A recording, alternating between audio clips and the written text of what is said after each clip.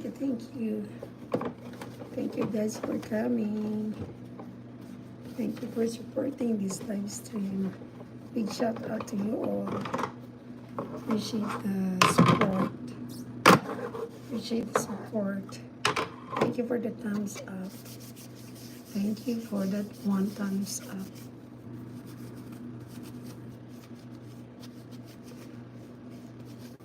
Thank you, everybody.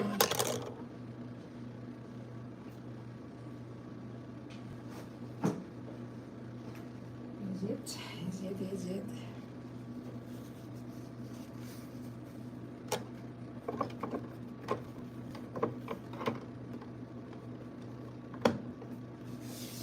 Thanks for. Thank you. Thank you, guys.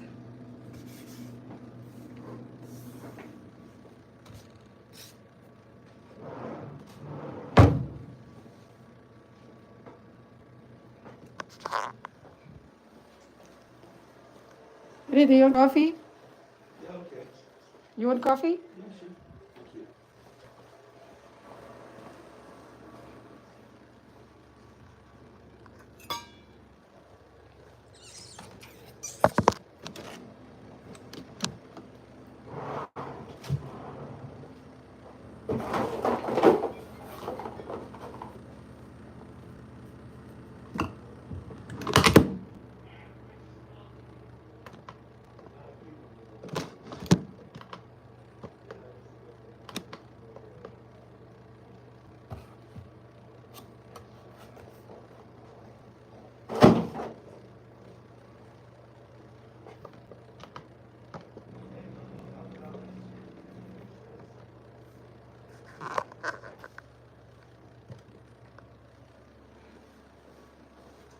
Thank you, guys.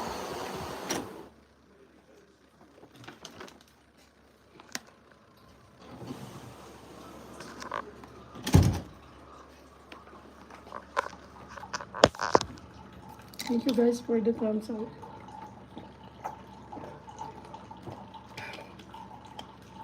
Brago. Is this an acid trip? Acid trip?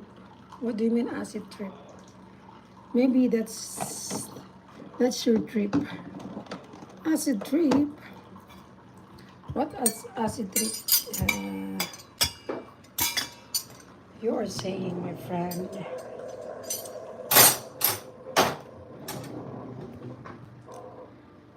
Do you have an acid trip? Acid trip. That's funny, acid trip. Is there a word acid trip? Is there a like an acid trip?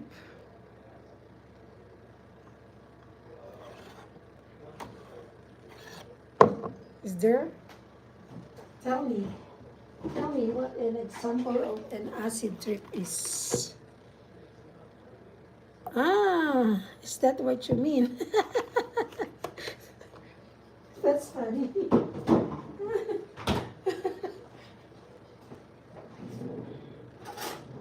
It's a green screen, my friend. It's a green screen. It's not an acid trip. It's for fun only. Nothing really, special. It's a green screen. Green screen, my friend. What kind of detective are you, Donald? I will clean this, okay? It's a Oh, green, yeah, it's fun. green screen, my friend. It's funny when you say acid trip.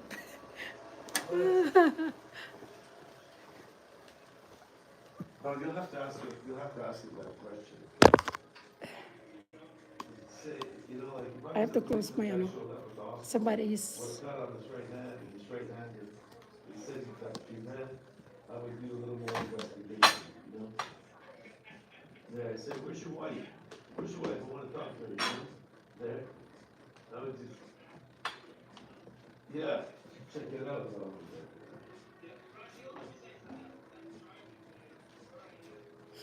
Thank you, like I'm on drugs. It's funny.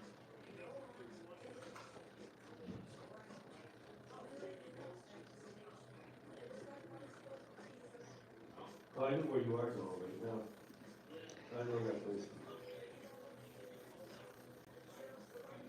You have to go right, I think you have to go, right there or left?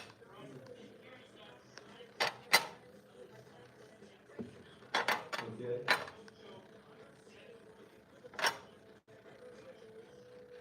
Yeah, these are the ones, well, I hope now you don't land up down or Moose, you know?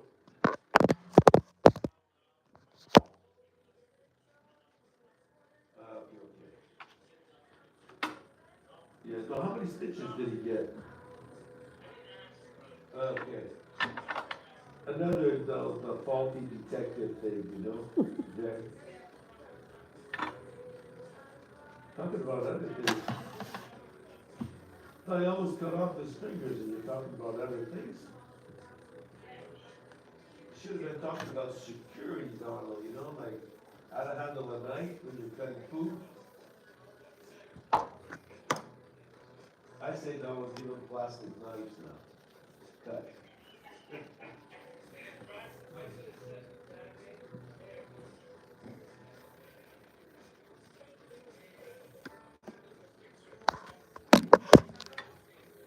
Or Donald, the ones that Tim Hortons, the little wooden knife there, you know?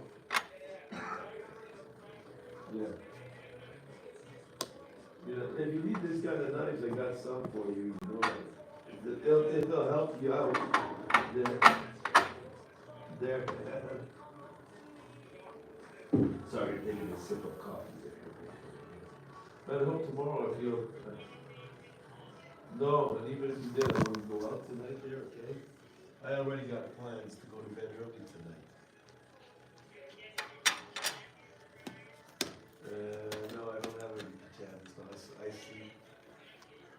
Yeah, but I give them away, I sleep. I will let him borrow my pajamas. Zizi says I will she let will him my let me use her pajamas. But no, I sleep naked though.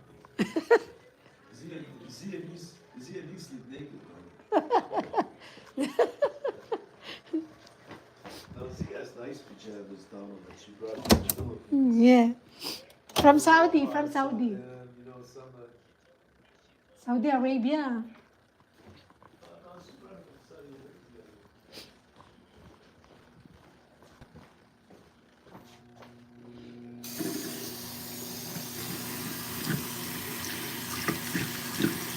Everything here inverted and inverted. It's funny.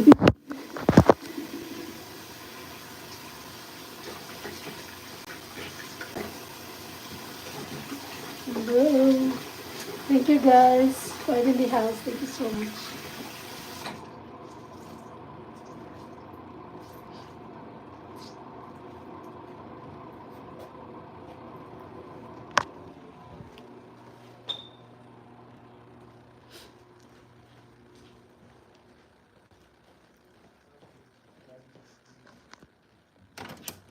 Condominium regulations though.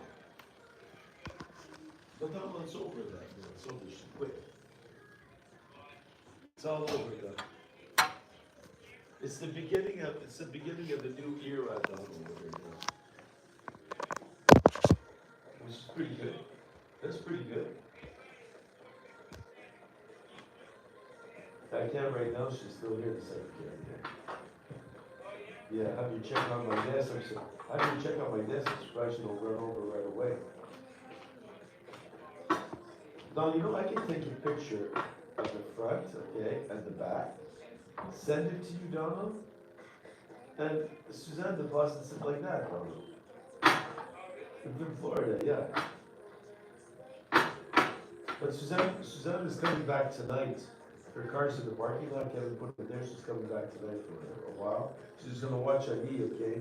She's gonna watch Ali, okay, well, this weekend anyways.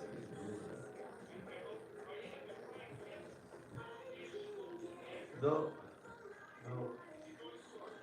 That's what I understand. That's what he told me, Donald. Yeah, well, you're gonna spend a week alone. It's always good, Don, to spend a little time alone and get to know yourself. Yeah. I did it, Donald. Time for reflection.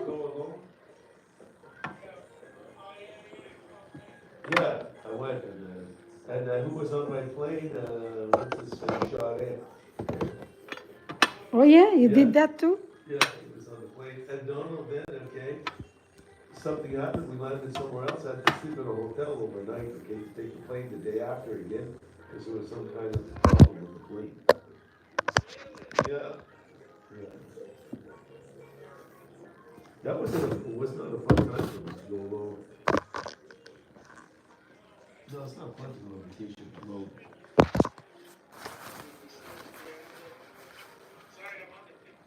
No problem. You're better off in the left lane, okay, Donald? And get off, okay, the exit near the mini at the pool there, you know, and get that coat. And then just drive down and go like that, Donald, you know? It goes good, Donald. It goes better like that. Z does. She really, no, she's really wants to drive, Donald. Like, she's shaking her head now that she wants to, Donald. Like, she wants her license, Donald. I don't know, in like a year and a half, Z's gone pretty far, Donald. Her Mm. permanent residence, her social insurance number, Donald. You know, now she's gonna have her license, and she's doing good. I hope so. She's doing good, Donald. Yeah. So if you wanted her to drive for you, Donald, that's okay. Dave wanted her to take his car the other night and drive Yeah, it in the parking lot. they've offered this car. Yeah, Yeah. He said yeah, you can practice now while we are yeah. still have time. You know. Well, Donald, she's gonna pass it next week, okay? She'll get her temporary there, okay, her apprentice. She'll go drive with Technic, a few lessons, and when she can handle a car, I'll let her drive. I'll drive around it with her, like at 9 o'clock at night to the parking lot. Yeah. I'll send her to 5, 6, 7, 8, 10 lessons, $35 an hour, Donald. $350.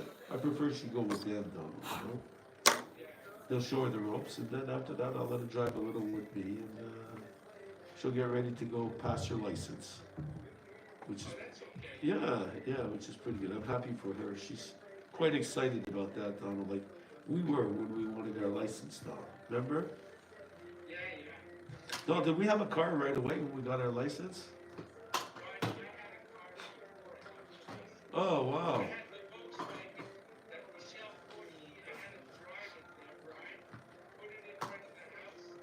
Okay. Play in it.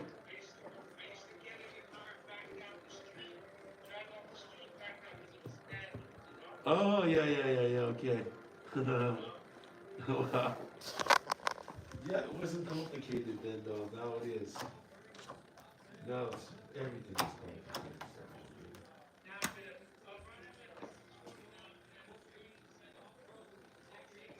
Yeah, that's better. Well, then you can take your G'day coat, take G'day coat right to your house. Everything. Yeah, so you're better off not going fast. Yeah. This will be okay. You're going to bed after?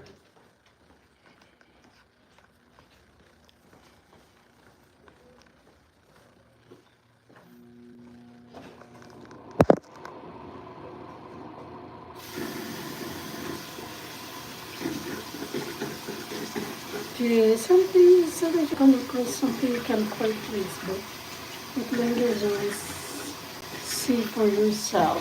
Keep it, keep it. What is it? That's true. Sometimes you come across something you can't,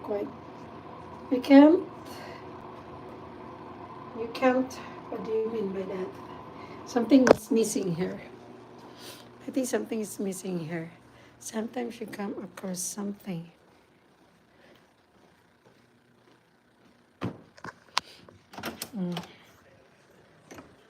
I can see this. Well, It's Eric and Shashi, Yeah. what is it? Okay.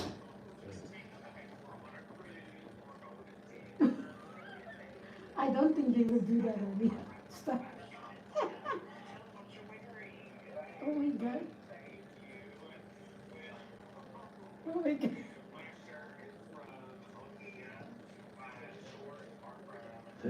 I don't think they I will don't do think that. you would like that. Yeah, unless they are a vlogger like that, content creator, they do like that. You know, My bag is squishy. Wow. who's laughing them? Huh?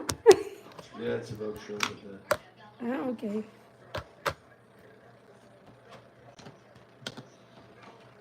Do you think Eric will do that? No, right?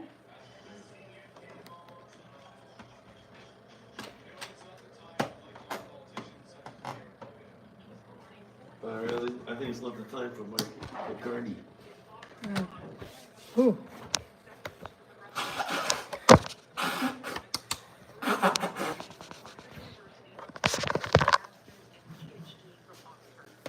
Too smart to steal from us. Who, McCartney? I don't want it there. I don't want Polyev either, but what can I say? Too smart? Who's too smart? This guy was the governor of Canada there for the money and the Bank of Canada. Blah, blah, blah. Well,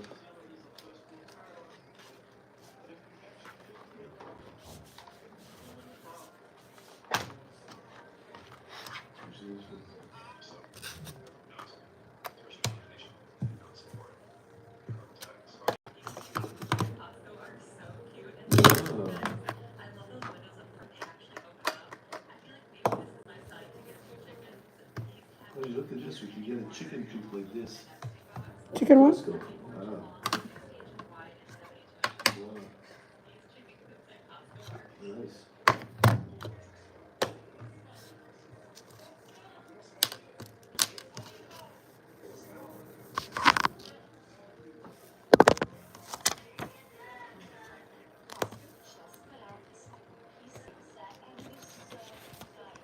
Wow.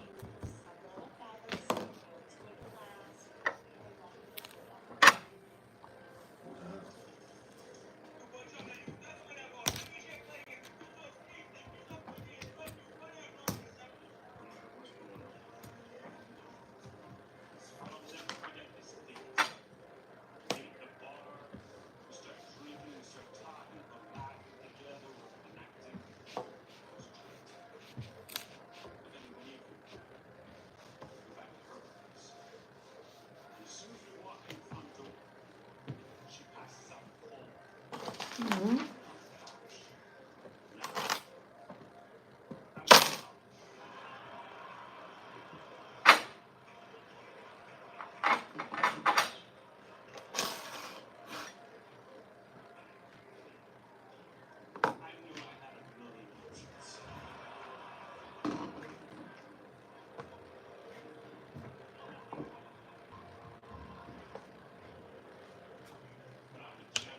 I will drink that later. Huh? That area later. You want to clean here? No, it's okay. Take your time. Cool.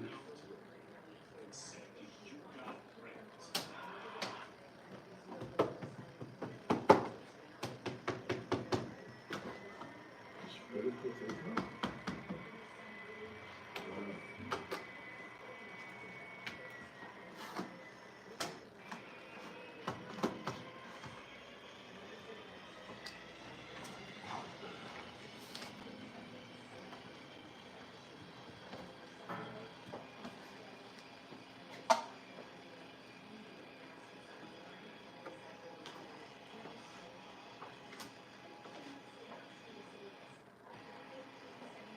Wow. Holy crap. That's pretty dangerous. Are you nuts? Are you nuts?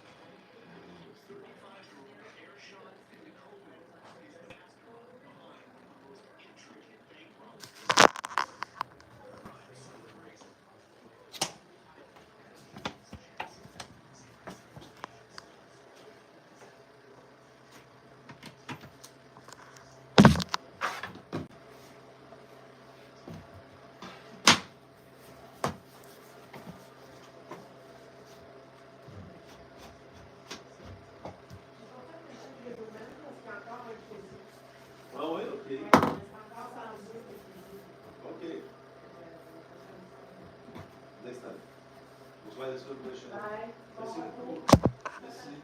I will.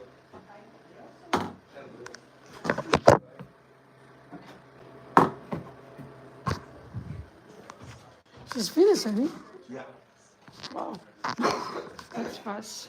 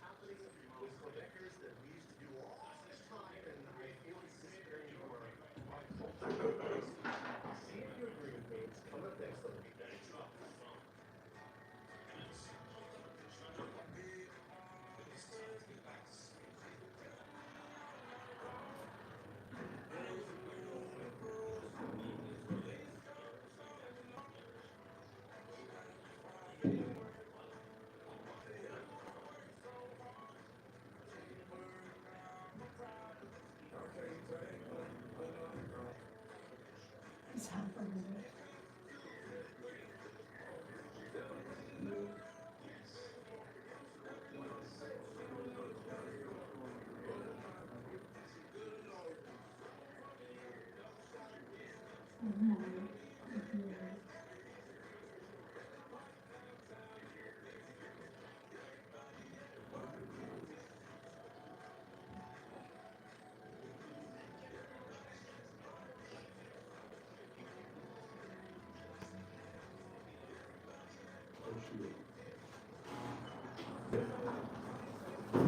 Sorry, I have a bad cold. That's all right, I don't want to give it to anybody. It's okay? all right. All good. So what you told me Yeah. there today, okay, the 32 and the 33, what are you doing? You're going there? If I look at that, I'll transfer it to you, yeah. The only thing is, which one is 32, which is 33, because I see the signs.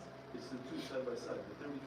The way, where you see the 32, if you look at it straight, So if you look straight in line, it's the, and where the 30, you look at the sign, okay, Yeah. the 32, and the one in front of you. okay, so See, that it's would the the thing thing in is front of snow you. also in one of the. But it's the 32 and 33 are the two right there, side by side. Okay, cool. They're side by side. They're the best places because you could back up, you got a lot of room, Yeah. because it goes that way. That's why I gave it to you. Okay, perfect, well, I'll switch the trailer and the front over there. Okay.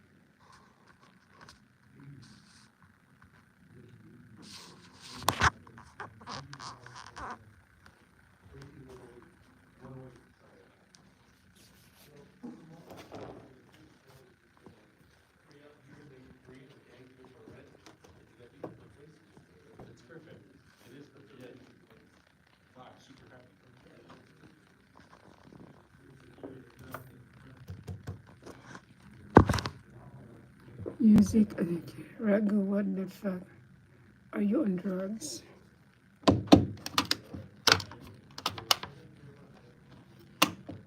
I think so.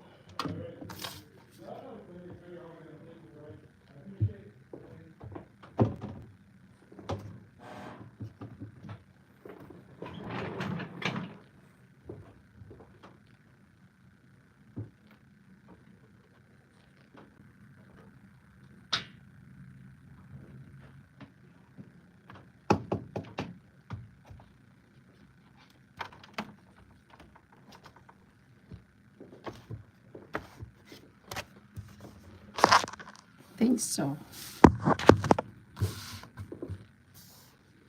5:13 already. Hi, girly. Hello, music.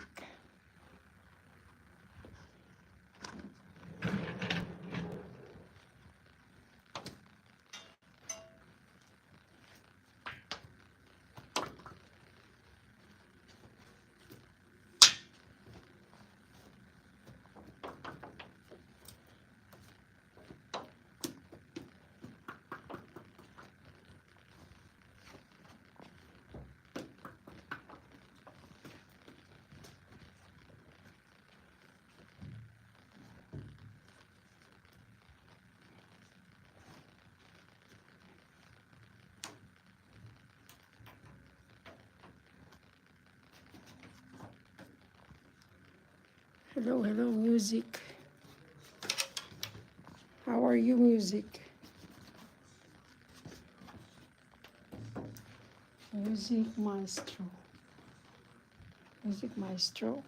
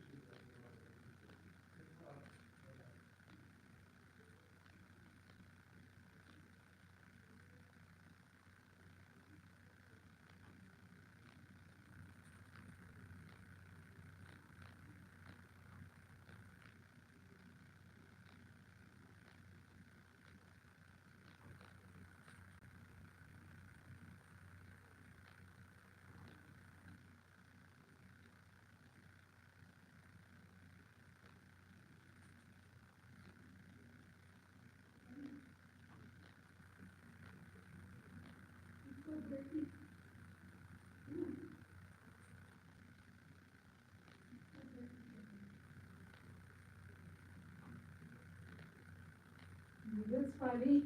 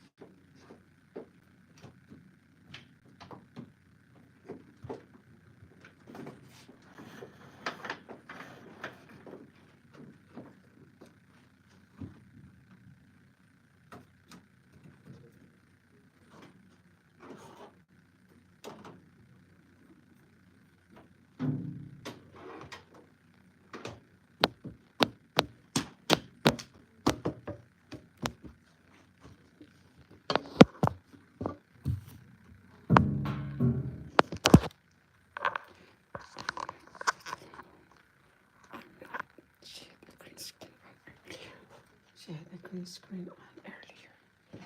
That's right. I do have a green screen earlier.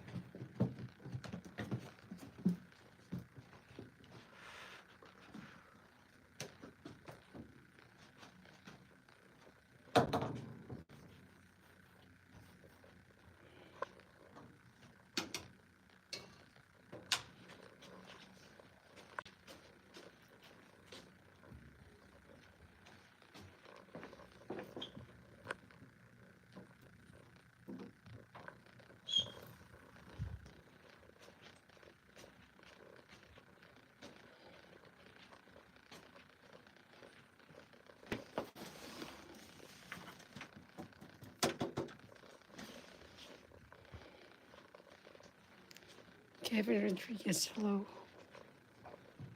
Kevin Rodriguez, shout out.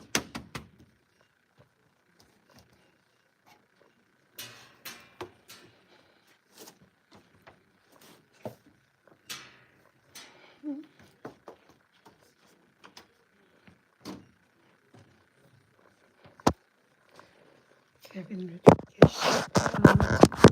Hello, big shout out to you.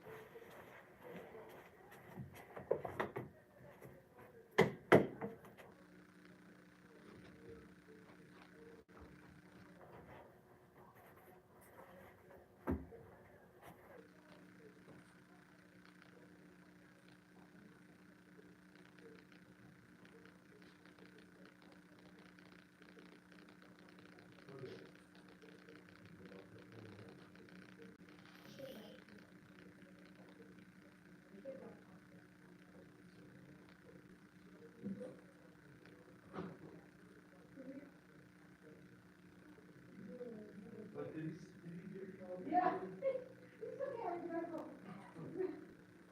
Wow. Oh, God. Wow, this is bad.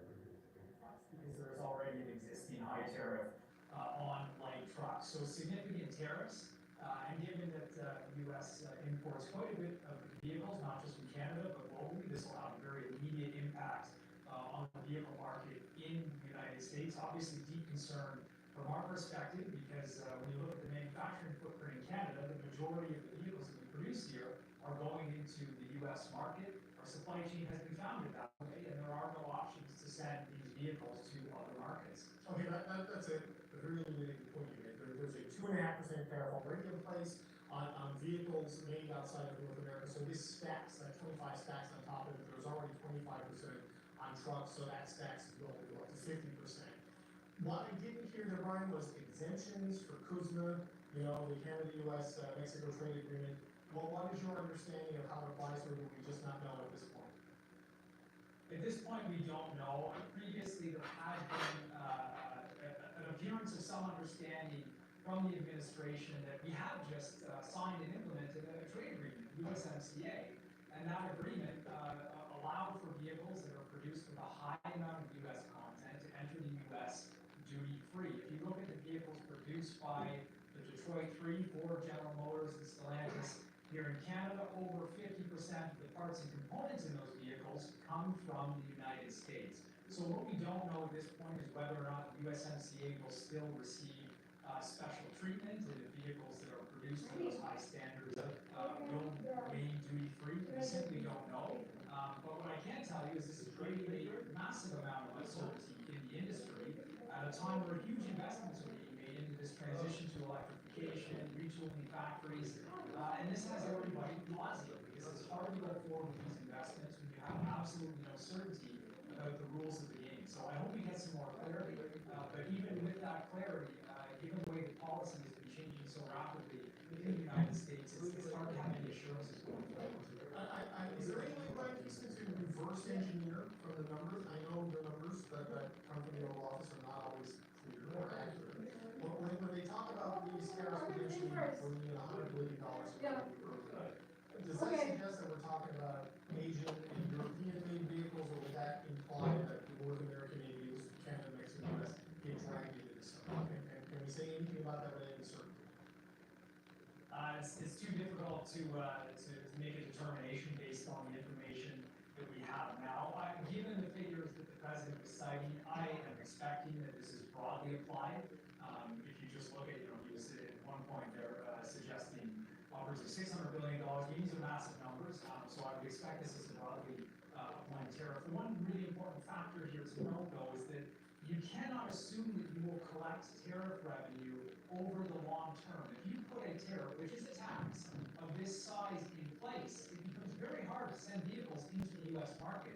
So in fact, U.S. imports will dry up. The vehicle inventories will shrink in the United States, which of course has huge negative economic consequences. So this is the problem with protectionism. You can't count on the tariff revenue. When you put the tariffs in place, you actually stop the trades. Okay, so we're getting some details, as we're having this conversation, Brian, that the president is saying these tariffs will come into effect on April 2nd, Liberation Day, as he calls it. They'll start being collected on April 3rd, and he's saying that, he said something about if the, hang on, I don't want to give you bad information, but on that timeline, so this is a week, this is next week, right? In the middle of the second week of an election campaign, tariffs are going to hit in the auto sector, and your impression is that a lot of the products in Canada is caught in this SIEC. That's how I understand it at this point. We've heard suggestions that there may have been potential exemptions for U.S. content, but look, even in that case, the tariffs that are being proposed are quite significant and would be quite challenging to overcome. And I just want to underline the importance of this industry. Automotive is our second largest export into the United States. The industry employs hundreds of thousands of Canadians. We've seen over $40 billion in investment into the sector. The health of the Canadian economy depends on the health of the automotive industry. So to have this come forward with such short notice, with serious implications for the sector is very, very worrying. And as I noted at the outset, there are no options to diversify in this sector. This is a north-south supply chain designed very deliberately since the 60s in that fashion. It's not as though you can simply say, well, okay, let's look to Asia, let's look to Europe, and find other markets. It doesn't look like that at all. Okay, we have one more bulletin from the White House. This one quickly. No, I'm hungry, honey, tonight. Trump is saying that parts are. But for soup or something, Tariff like, is not. for soup? Parts, not tariff. So if the parts go on, but if cars being in Canada, the parts come from the US, the parts would be tariff going out. I gotta get up early. Car would be going back in. Is that how we should interpret that? Okay, Yeah, so I think the way that would apply wait, is that, let me finish the. manufacturing Okay, let's go there. and what you I'm gonna go and, how I will much come back and American finish this. content is in that vehicle What? No, do it, that would honey, be don't exempt wait. from the You wait? tariff. I don't want you to come back up again. Oh, that's okay. American content, so that is. Where did I put my little Coke like that?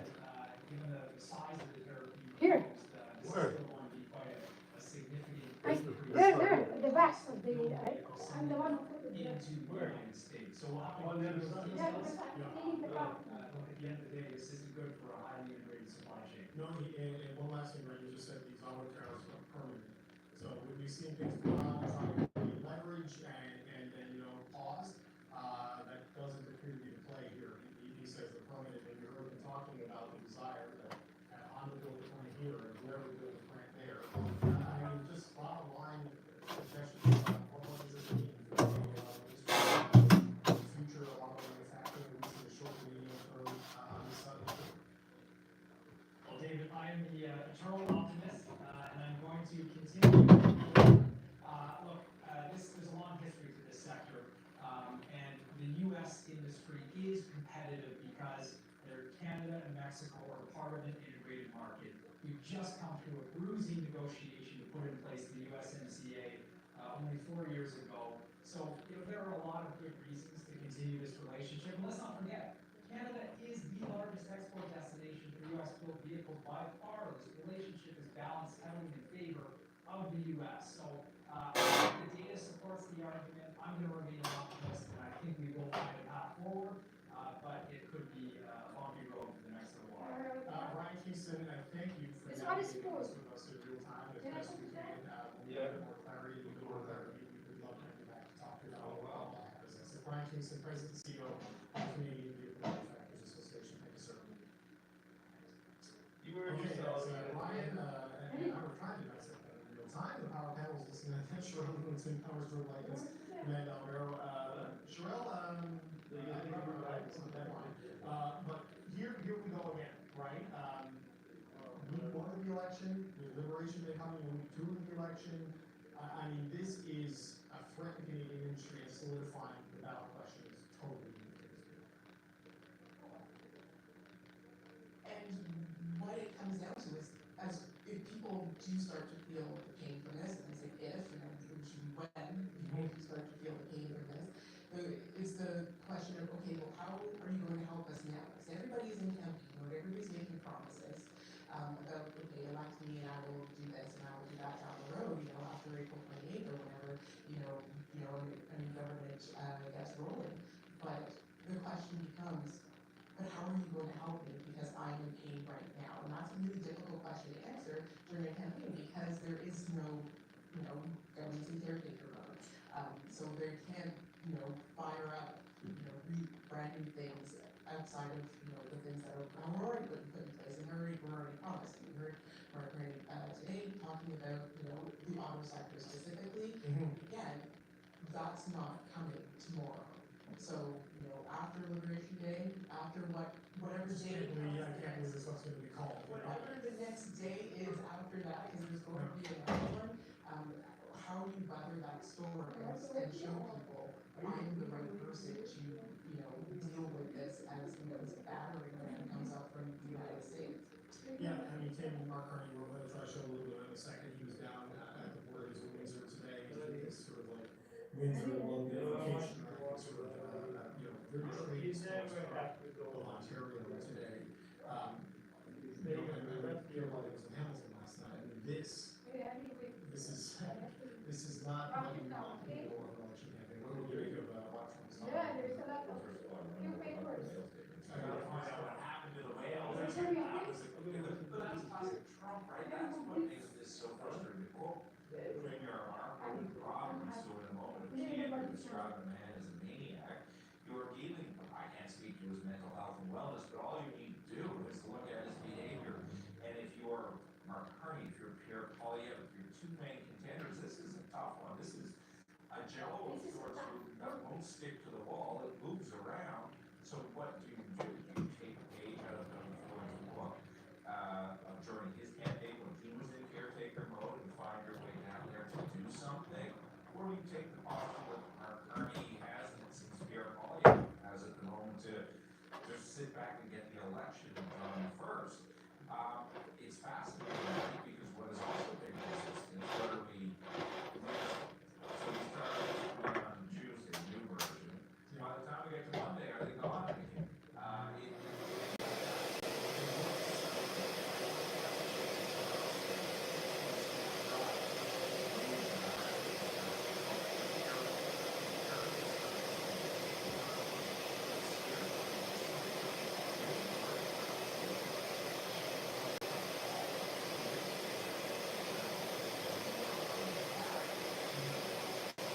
How would that?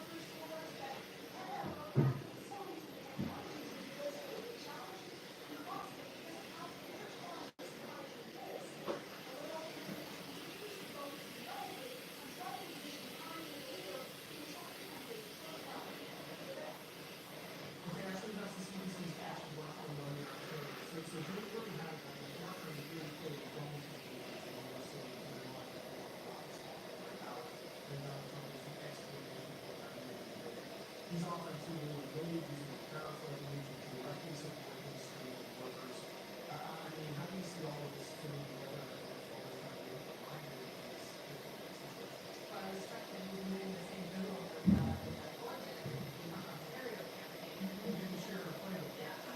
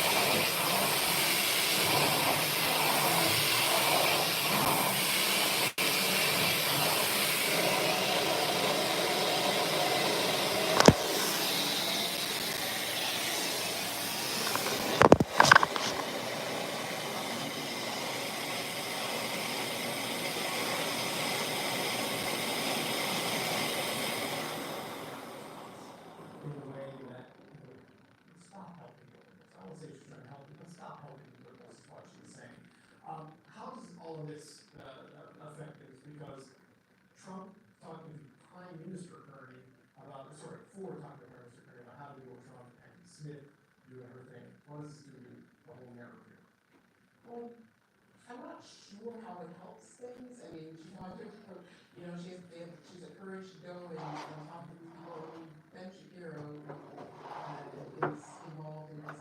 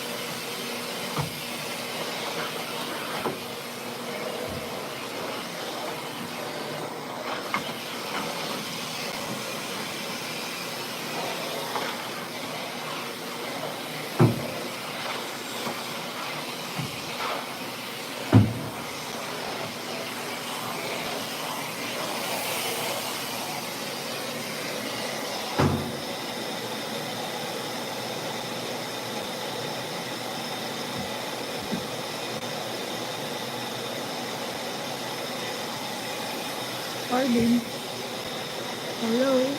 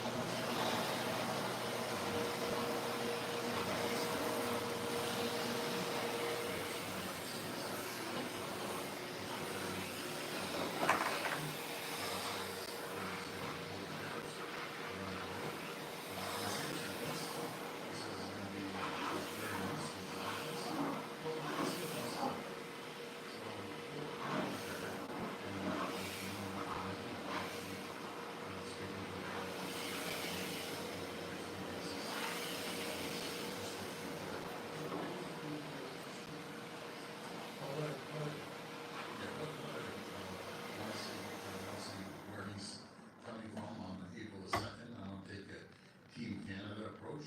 I do not want to hurt other provinces on that, but I can assure you one thing.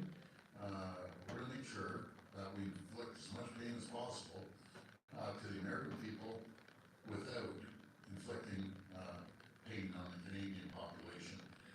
And that's the reason we've done 2 rounds of 30 billion and 30 billion. And the last 65 billion, it will hurt.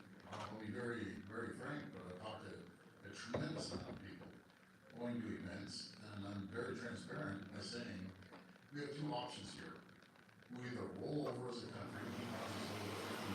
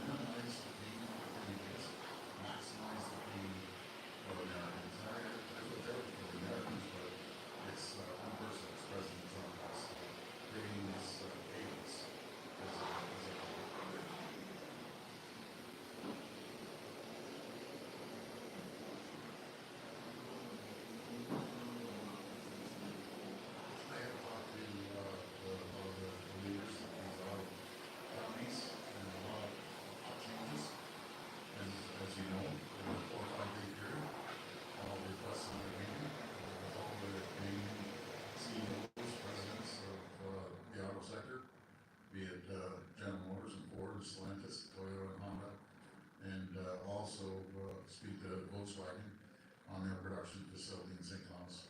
One of their meetings with, many of them with the, Yes. was there not an agreement that there would be no surprises, there would be some can't tell, any indication this was going to, or is it possibly a heads up? Yeah, it's, well, you answered my question, you're bang on 100%, that, we thought, we'd be informed. The word "no surprises" came up in the meeting, and, sure enough, well, there's a surprise. I can't predict, or, I honestly believe, the American administration some days can't predict what President Trump's gonna say. So, he's come out early now, and said these are gonna be implemented on April 2nd. You know, I always, believe, the day he calls, what day does he call that, on April 2nd? Liberation. Okay, so President Trump's calling it Liberation Day. I call it Termination Day for American workers. I know, President Trump's ways telling people you're fired. I didn't think he meant auto workers in the US when he said that. We're gonna stop. Yes.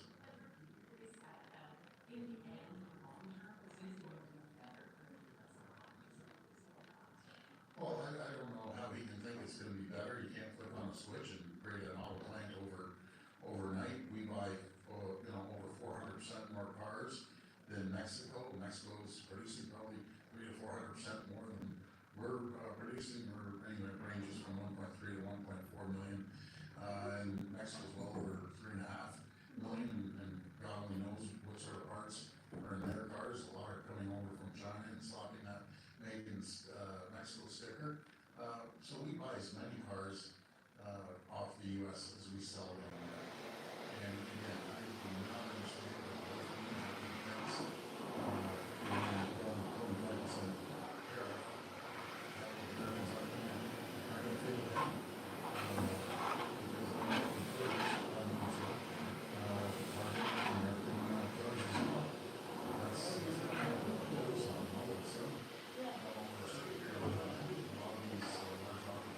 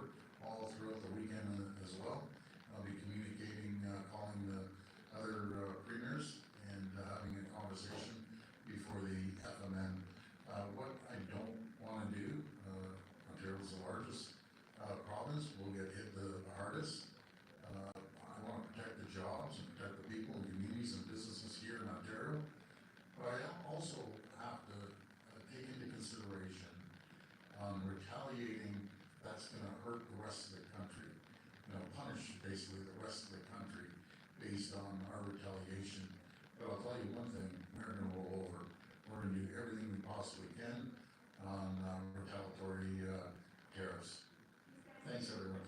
I appreciate it, guys. Okay, that was Ontario Premier Doug Ford getting back on a trade war footing after adopting a more positive response from his recent visit to Washington DC and meeting with Commerce Secretary Howard Lutnick and other administrative officials, saying that essentially what Donald Trump calls Liberation Day, which is April 2nd, when he brings in tariffs, he is calling Termination Day, and referencing sort of the shtick President Trump used to use when he was a reality TV star officially on his show saying you're fired. Ford now saying that this will apply to U.S. auto workers. Says he's going to speak with the other premiers, the Prime Minister, to figure out how to respond to this.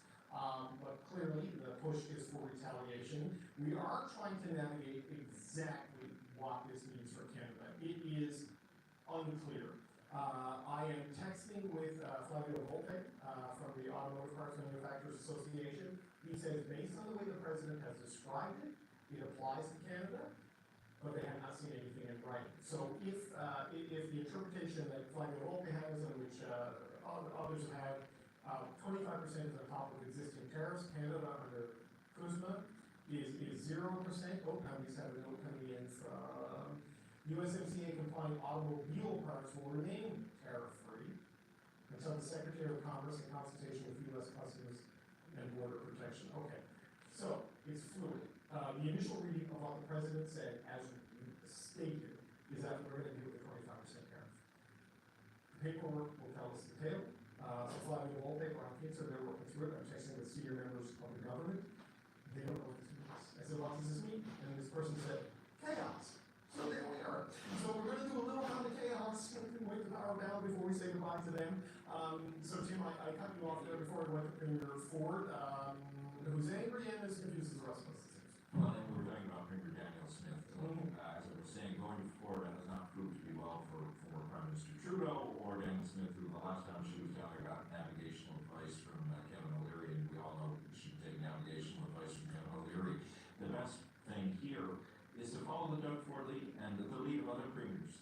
Be on Team Canada. Stop worrying about your own domestic politics. Ben Shapiro, Kevin O'Leary, other right-wing commentators in the United States are going to do shag all for Canada. You are but a prop in their game. Stay together. There's no threshold to appease, right? It seems to be the lesson. If people haven't learned that now, Jordan, this is it. There's no defense that you're going to hit, no fellowship you're going to hit. This is not a rational thing. It's not like that. It's not transactional. I think that there were moves early on that it was, but that's not the case. Trump is a chaos machine. And I think what you saw there was really just a masterful contrast between what Premier Ford was doing, where he was talking very clearly about working with the other provinces, and about wanting to consult, wanting to lead on a national approach. And what we're seeing from Danielle Smith, which is really going down, stoking also regional divisions within Canada, trying to get a carve out for just Alberta, but not even demonstrating any effectiveness in being able to do that. And I think Tim is exactly right. She's being used by those right-wing personalities in the United States. But the problem is that it's not just bad for her. It's quite dangerous for the country. Yeah, it's interesting, Amanda, and I'm not trying to pick on Danielle Smith here, but she has repeatedly made the point, do not use our oil and gas assets as any kind of leverage in this. The only industry that is constantly and consistently being specifically targeted is the auto sector in Canada, right? And so, it is an interesting dynamic that she is the one trying to toughest line in the sand of what is off the table, and it's not even her core industry that is the most threatened by the action coming out of the White House. Exactly, and I mean, we're facing down the greatest threat in a generation, and her response is to go sit on a stage with a right-wing podcaster who says that Canada should be absorbed. Like, how does that play for you? And I agree with Jordan. I think that clear contrast with Ford, who has really masterfully set himself up in this Team Canada persona, is not only like good politics, but it's also good policy. It's good for the country. The united approach, which, listen, of course they want to divide us when they're in the negotiation. We're not even in the negotiation. You know, we're the recipients of their bad news. We're not getting the heads up, exactly. And I think that his approach also does something else for Canadians, and that's it's a bit to reassure. It's to say, you know, he made the comment that Prime Minister Carney has a response ready, has a number. That's what he said. He said we have a response ready. I think it's important for Canadians to know that retaliatory measures will be in place. He also, you know, made the comments that this is going to be painful for Americans and for American families, and that might be the only tactic that actually gets to Trump. When the markets disintegrate, when prices go up, and the American people are the ones to face those consequences. But again, the Team Canada approach is the approach that both unites us, but also puts us in a much more powerful negotiating position. Okay, Sherelle, I'm gonna either way in. Fair warning, and just for the audience at home, we've been told Mark Carney is gonna speak 60, 90 seconds from now. So Sherelle, get going, and I'll stop before the Prime Minister has to. Well, using Donald Trump's math, you know, he said $600 billion to $1 trillion in whatever time frame, a year, 2 years. Pushing it forward with the Canadian government, just picked up a bunch of billboards in the US saying this is a tax on Americans. Where does that $1 trillion going to come from? Is going to come from the Americans. So nailing that message home, and that's what Doug Ford and Rick Ford was doing just now, saying, you know, this is about wanting to inflict as much pain on the Americans as possible, while having as little as possible on the Canadians. Those are the types of messages that need to be getting across right now, because right now the only thing that is going to stop Donald Trump, the only thing that he's going to listen to are, you know, his essentially shareholders. Yeah, okay, well, I see a microphone and 4 Canadian flags, which means we're about to get something. Tim, just as we wait for the Liberal leader and the Prime Minister during the caretaker period, from an election perspective, this is terrible for the Conservatives, for the Democrats, and for the Bloc Québécois. This makes Mark Carney the main character, along with people like Doug Ford, and they just squeeze right out of the story. Ready? Yeah, well, in fact, Doug Ford, I mean, it worked. His campaign, because people want to see the leader, the premier, the prime minister. Report is done. And Jagmeet Singh are going to have to find. Report is done already.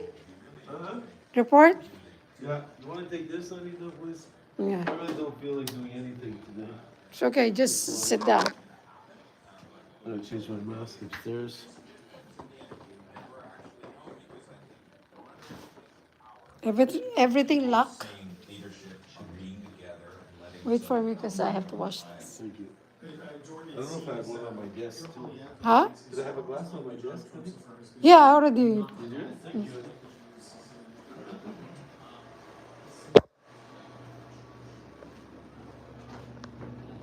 Still alive. Like enthusiastic.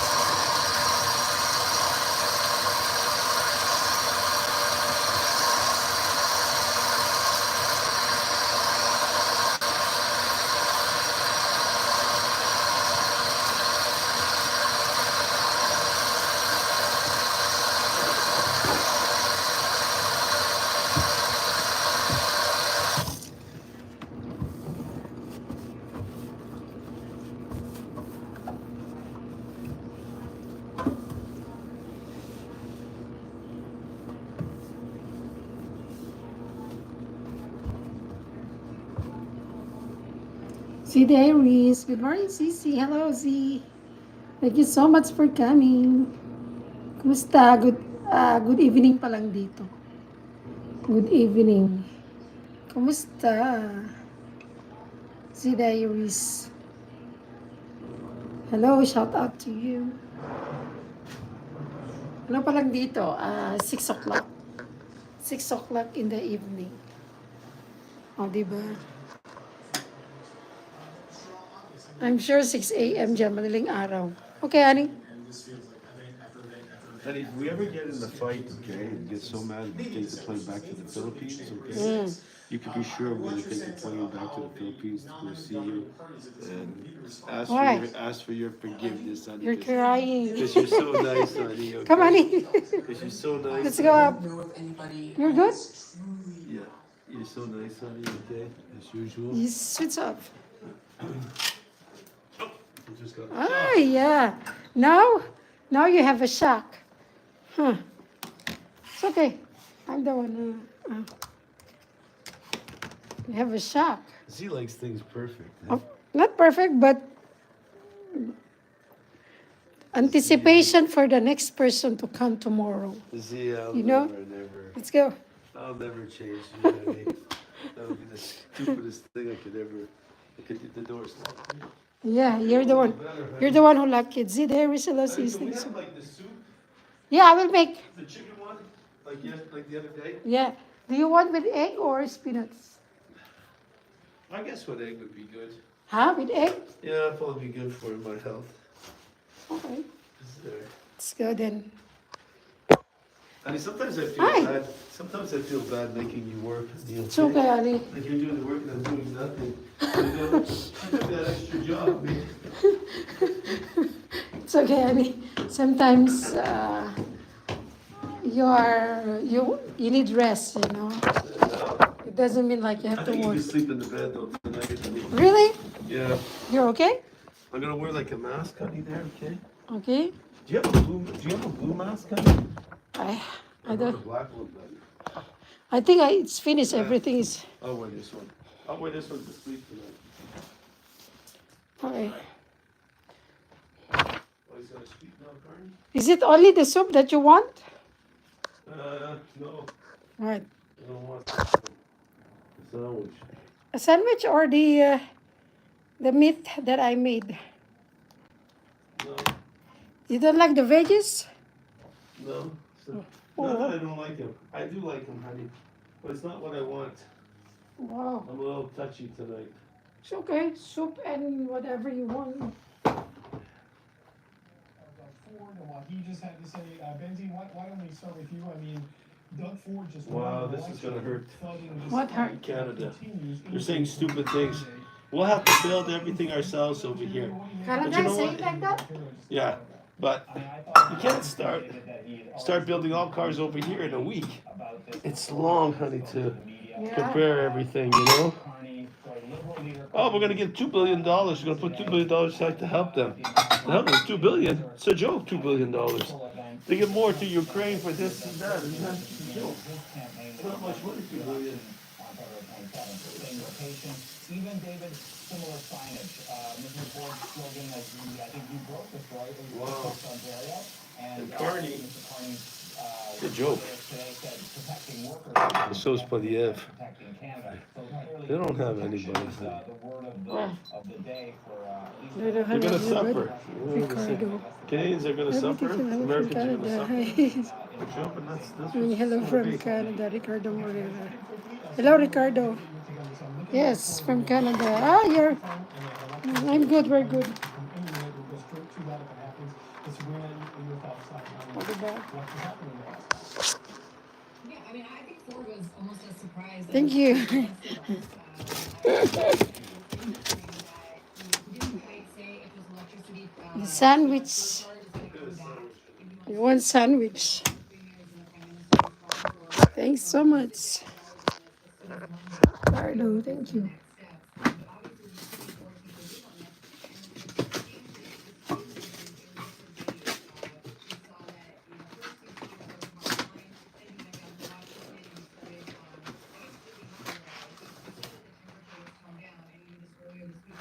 Ah, thank you guys. Thank you.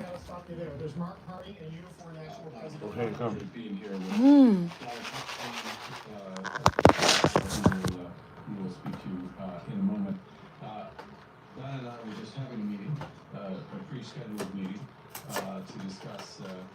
situation in our economy, how we can work together across a range of industries, forestry, aerospace. Good luck. Oh, good luck. Good luck for that. This is mine, honey. Me This too, over sir. here.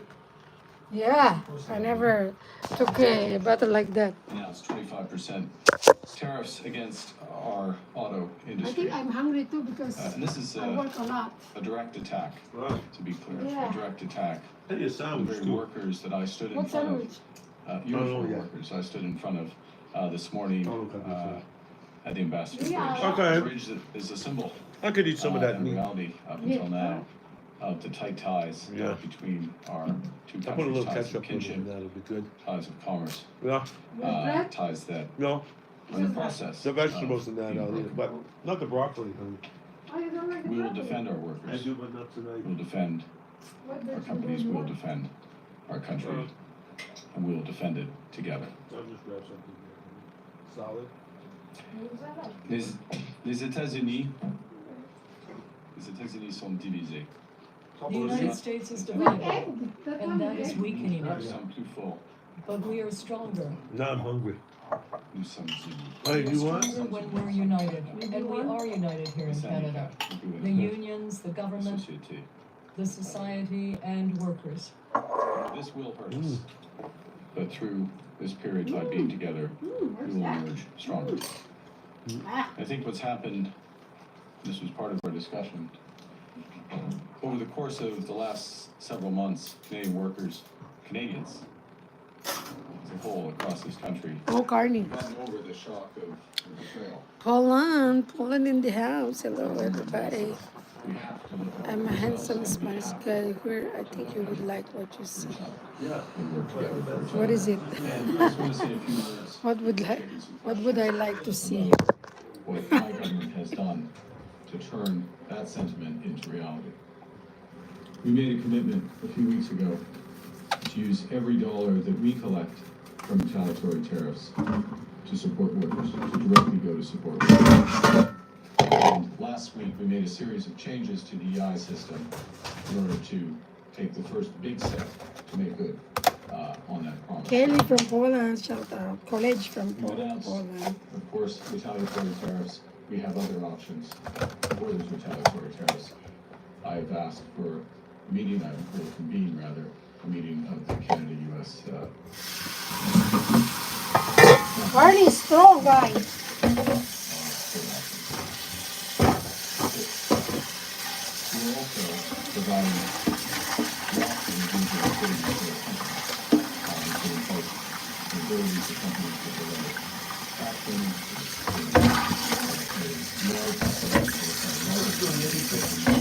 Carney is a strong guy. That's all you're saying, you have to build. If you're not building, anybody can say that.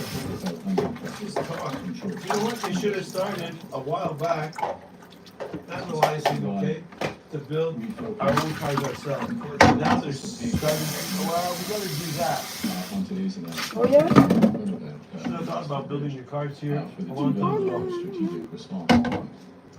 And the point of that fund, the point of government procurement, the point of linking up Wow. with supply I chain, can't believe the point of working with labor, led by Unifor, is to build a made in Canada supply chain, a made in Canada option. So we are less affected by this. Now, that will take time, but we're already putting in place the building blocks for that.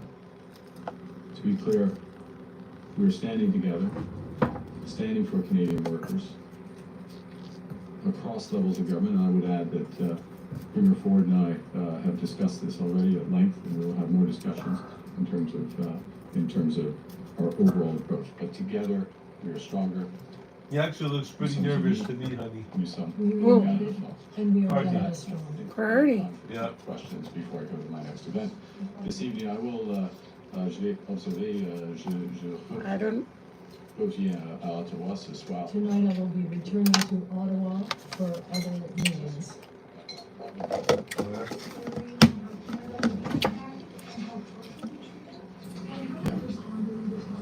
Yeah, this is a crucial question. I'll give a short answer.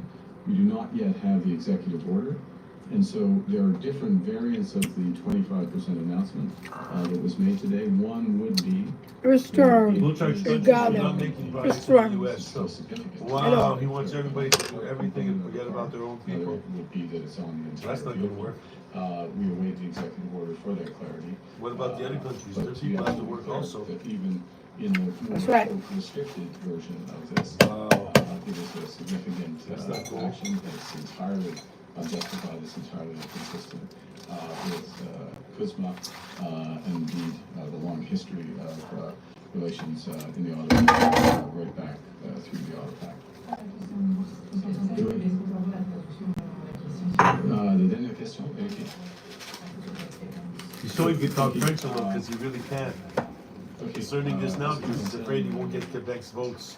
Les détails, ils sont. In terms of the details, the big question is whether He's the the new first, like, US well, it's tariffs first, of in a long time, he's the 25% first prime minister that's will not apply from Quebec. to the entire vehicle, Yes. or Yes. whether they will apply only to the parts component. And even in the second situation, it's very serious for us. So at this point, we are waiting to see the executive order of President Trump. That's right. But it's clear that this is a violation, and he has betrayed our trade agreement. Betrayed? He, in other words, President Trump. We had a trade agreement with Trump It's when he was clear an president. immediate He made it. response. Now he's changing everything. You want to hit this? No need. He did? Yeah? Yeah, Hit. he did. There's a microwave if you want. Okay. It will happen soon. It will happen soon. I won't say more. But when it comes to our options, we do have options. Even in an election period, Oh, we you know how have to work that up options. and now, honey? I guess We so. can introduce retaliatory tariffs, for example, Honey, and we I thought I will was gonna make die. our decisions once we have met as a Canada-US Relations Cabinet Committee. You want die? It's nothing when I'm the one who had the kind of food poisoning. That President and I speak. It was pretty bad, honey. Yeah. Stomach, head, here, throwing up, in terms muscle. of You cannot get up. I options, cannot which was the because second. It was muscle worse, it weakness. was worse than me, honey. It's Uh, worse. Even during. That is common cold. Did you have diarrhea period too? of Government, Who? we You? have anticipated Yes. this possibility. That was pretty bad, We honey. have put in I don't place. like Boy, that. you're lucky you didn't die. I don't like to do that anymore.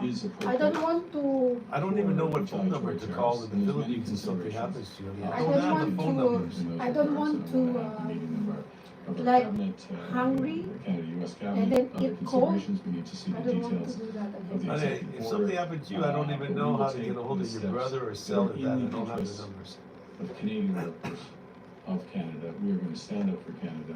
We're You going gotta to give it to me, honey. and we will fight in a I don't know unified what you're way. gonna He's in the hospital, he's gonna have a If I baby. may, Lana Ms. Payne can speak for herself, Okay. obviously. The discussions that we've had, the discussions I've had with Premier Ford, we're entirely aligned in terms of the seriousness with which we're taking this and the seriousness of our response. Thank you very much. Seriousness of our response. He doesn't know what Okay, to that do. is Liberal leader, Prime Minister Mark Carney, along with Lana Payne, the national president of Unifor, which has significant membership in the auto sector in Canada. Look at Trump's face. Mark Carney promising there that every dollar they collect through counter tariffs in response to whatever the full implications of what Donald Trump announced today will be used to help industry and workers, reminding people they've made EI changes already with more to come. There's liquidity options and tax deferrals on the table, promising retaliatory tariffs, and saying he's returning to Ottawa tonight, which was not in the campaign plan, but that's the type of campaign it is. He's going to have a meeting of the Canada-US Cabinet Committee tomorrow to figure out what they're going to do. The full implications of What this kind of measure by dressing can President we put Trump on you isn't then? fully clear because we not yet have the executive order and Alcohol? Trump says what's actually in the document, not always the same thing. And this is the lesson they've learned through many years of dealing with Germs in there. this government. They say there will be a response, and Mark Carney said it is appropriate that he speaks with Donald Trump soon. We're not knowing exactly when. Rob Benzie, Sabrina Nanji, watching that with me. Look, there's still a lot of chaos and confusion here. It seems to be that even at the low end of the tariff application, Sabrina, because I cut you off to go to the Prime Minister, even at the low end, That's this expensive. is Why do you problematic want because to there's parts, there's multiple parts, there's fully made tariffs. I'm not sure how it applies, but what we just heard there from Mark Carney. Yeah, I mean, there's no doubt that Ontario is going to the auto tariffs. When I do that right? I mean, type for, of autos, thing, like that makes up like roughly at least 30% of like Ontario's the exports. So weight like, this is here. potentially could be devastating. I Okay. also thought it was interesting with the Yeah, name checking I gotta get with this. Ford there that we heard from Carney. You know, Look at this he's one. obviously been, and I think the feds, you know, even before Carney, were sort of leaning on Doug Ford as he's taking on this Captain Canada role. But Ford also seemed to be taking a step back too, and you know, leaving things to Ottawa They right don't now. break it. So it just feels like a lot of uncertainty and a lot Well, of you know how to do questions, that like pretty good, huh? even you know over on the hill, like all around right now. I don't want my. Yeah, so Benzie, on that. You know what? Doug Ford's been Captain Canada. Today, he You know kinda what, said, Jerry? I'm gonna leave it to Mark Carney No, I to don't figure want out my how to egg respond. to be- That's an interesting, I don't know if he's taking the cape off and putting it on Mark Carney, but he is deferring to the Prime Minister, at least in the Well, short term here, and the two of them are talking about how they're in alignment at this point. So what do you make of that dynamic as it is? You know what, David, I thought that Sabrina's exactly right. The thing that I noticed from Congress response, you mentioned that. Hello, thanks sa part. Salamat host. Thank you, salamat din. Bisitahin pala kita, hindi kita nabisita.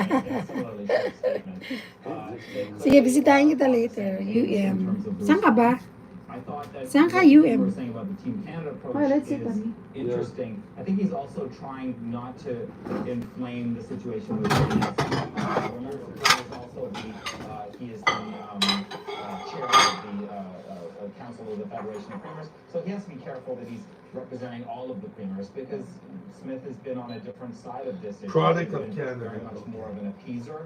That doesn't mean and it's so made that in strategy Canada. has failed. Which one? Here, So I product think, of Canada. but I think Mr. Ford is trying to Doesn't be necessarily mean magnanimous it's about product his we're role as selling the in Council of Canada. the Federation chair. That's right. By the But way, where's the if beer? you're Mark Carney and you're thinking, I mean, this is an awful thing that's happening to the country, but it's not unhelpful to be cynical. It's not unhelpful Do to you your want, campaign chili? because we know from what happened last month in Chili? Ontario that when Wait, do we have a chili leader here? when a campaigning leader Chili. is talking about a crisis We like don't this, have any it chili helps here. them politically. It's unfair to No, those workers. pepper. It's unfair to our economy. Oh, it's that kind of unfair chili, to okay. their rivals, but that's the way it is. So on that point, Sabrina, I wanted, I Thank just you, kind of Heidi. I wanted to go. You're welcome. We're not gonna get the You executive made it, order. you know how to make it time pretty to good, do better the than me. analysis of it, but you both just covered this election campaign, where it was Wow. all about this. Gonna be. Are you gonna take this? And Ford, Yes. he There's no didn't more do smokes. rallies, he didn't do That's right. anything that, the big sort of dramatic set pieces other Is than there talk soup about enough for you or No, you want more? as often as possible. So, Sabrina, how do No, you no, think this no, no, I affects got enough of the this. federal You didn't. election, you know, because you've got so Okay. many trade exposed big centers like Windsor, Hamilton, Kitchener, Waterloo. Well, what does this do? My brother, his daughter has the same place. Huh? His daughter has the same place. I know. He was talking about tariffs every chance he got. He really stuck to that method, and he included into this straight majority win.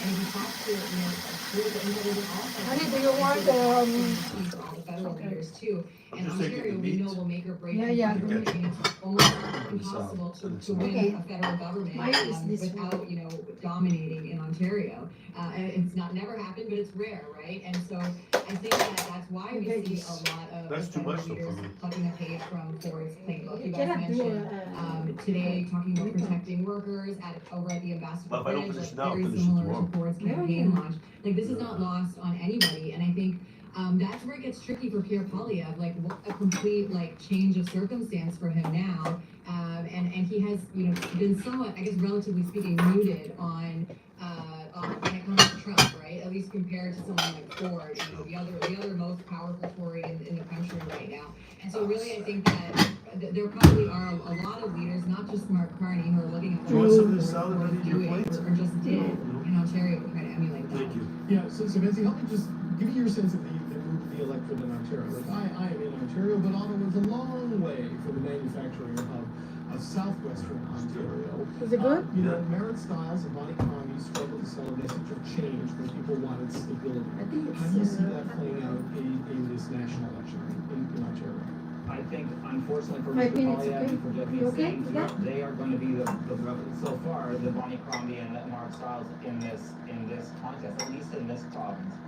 Mr. Polyev had a really impressive rally last night in Stony Creek.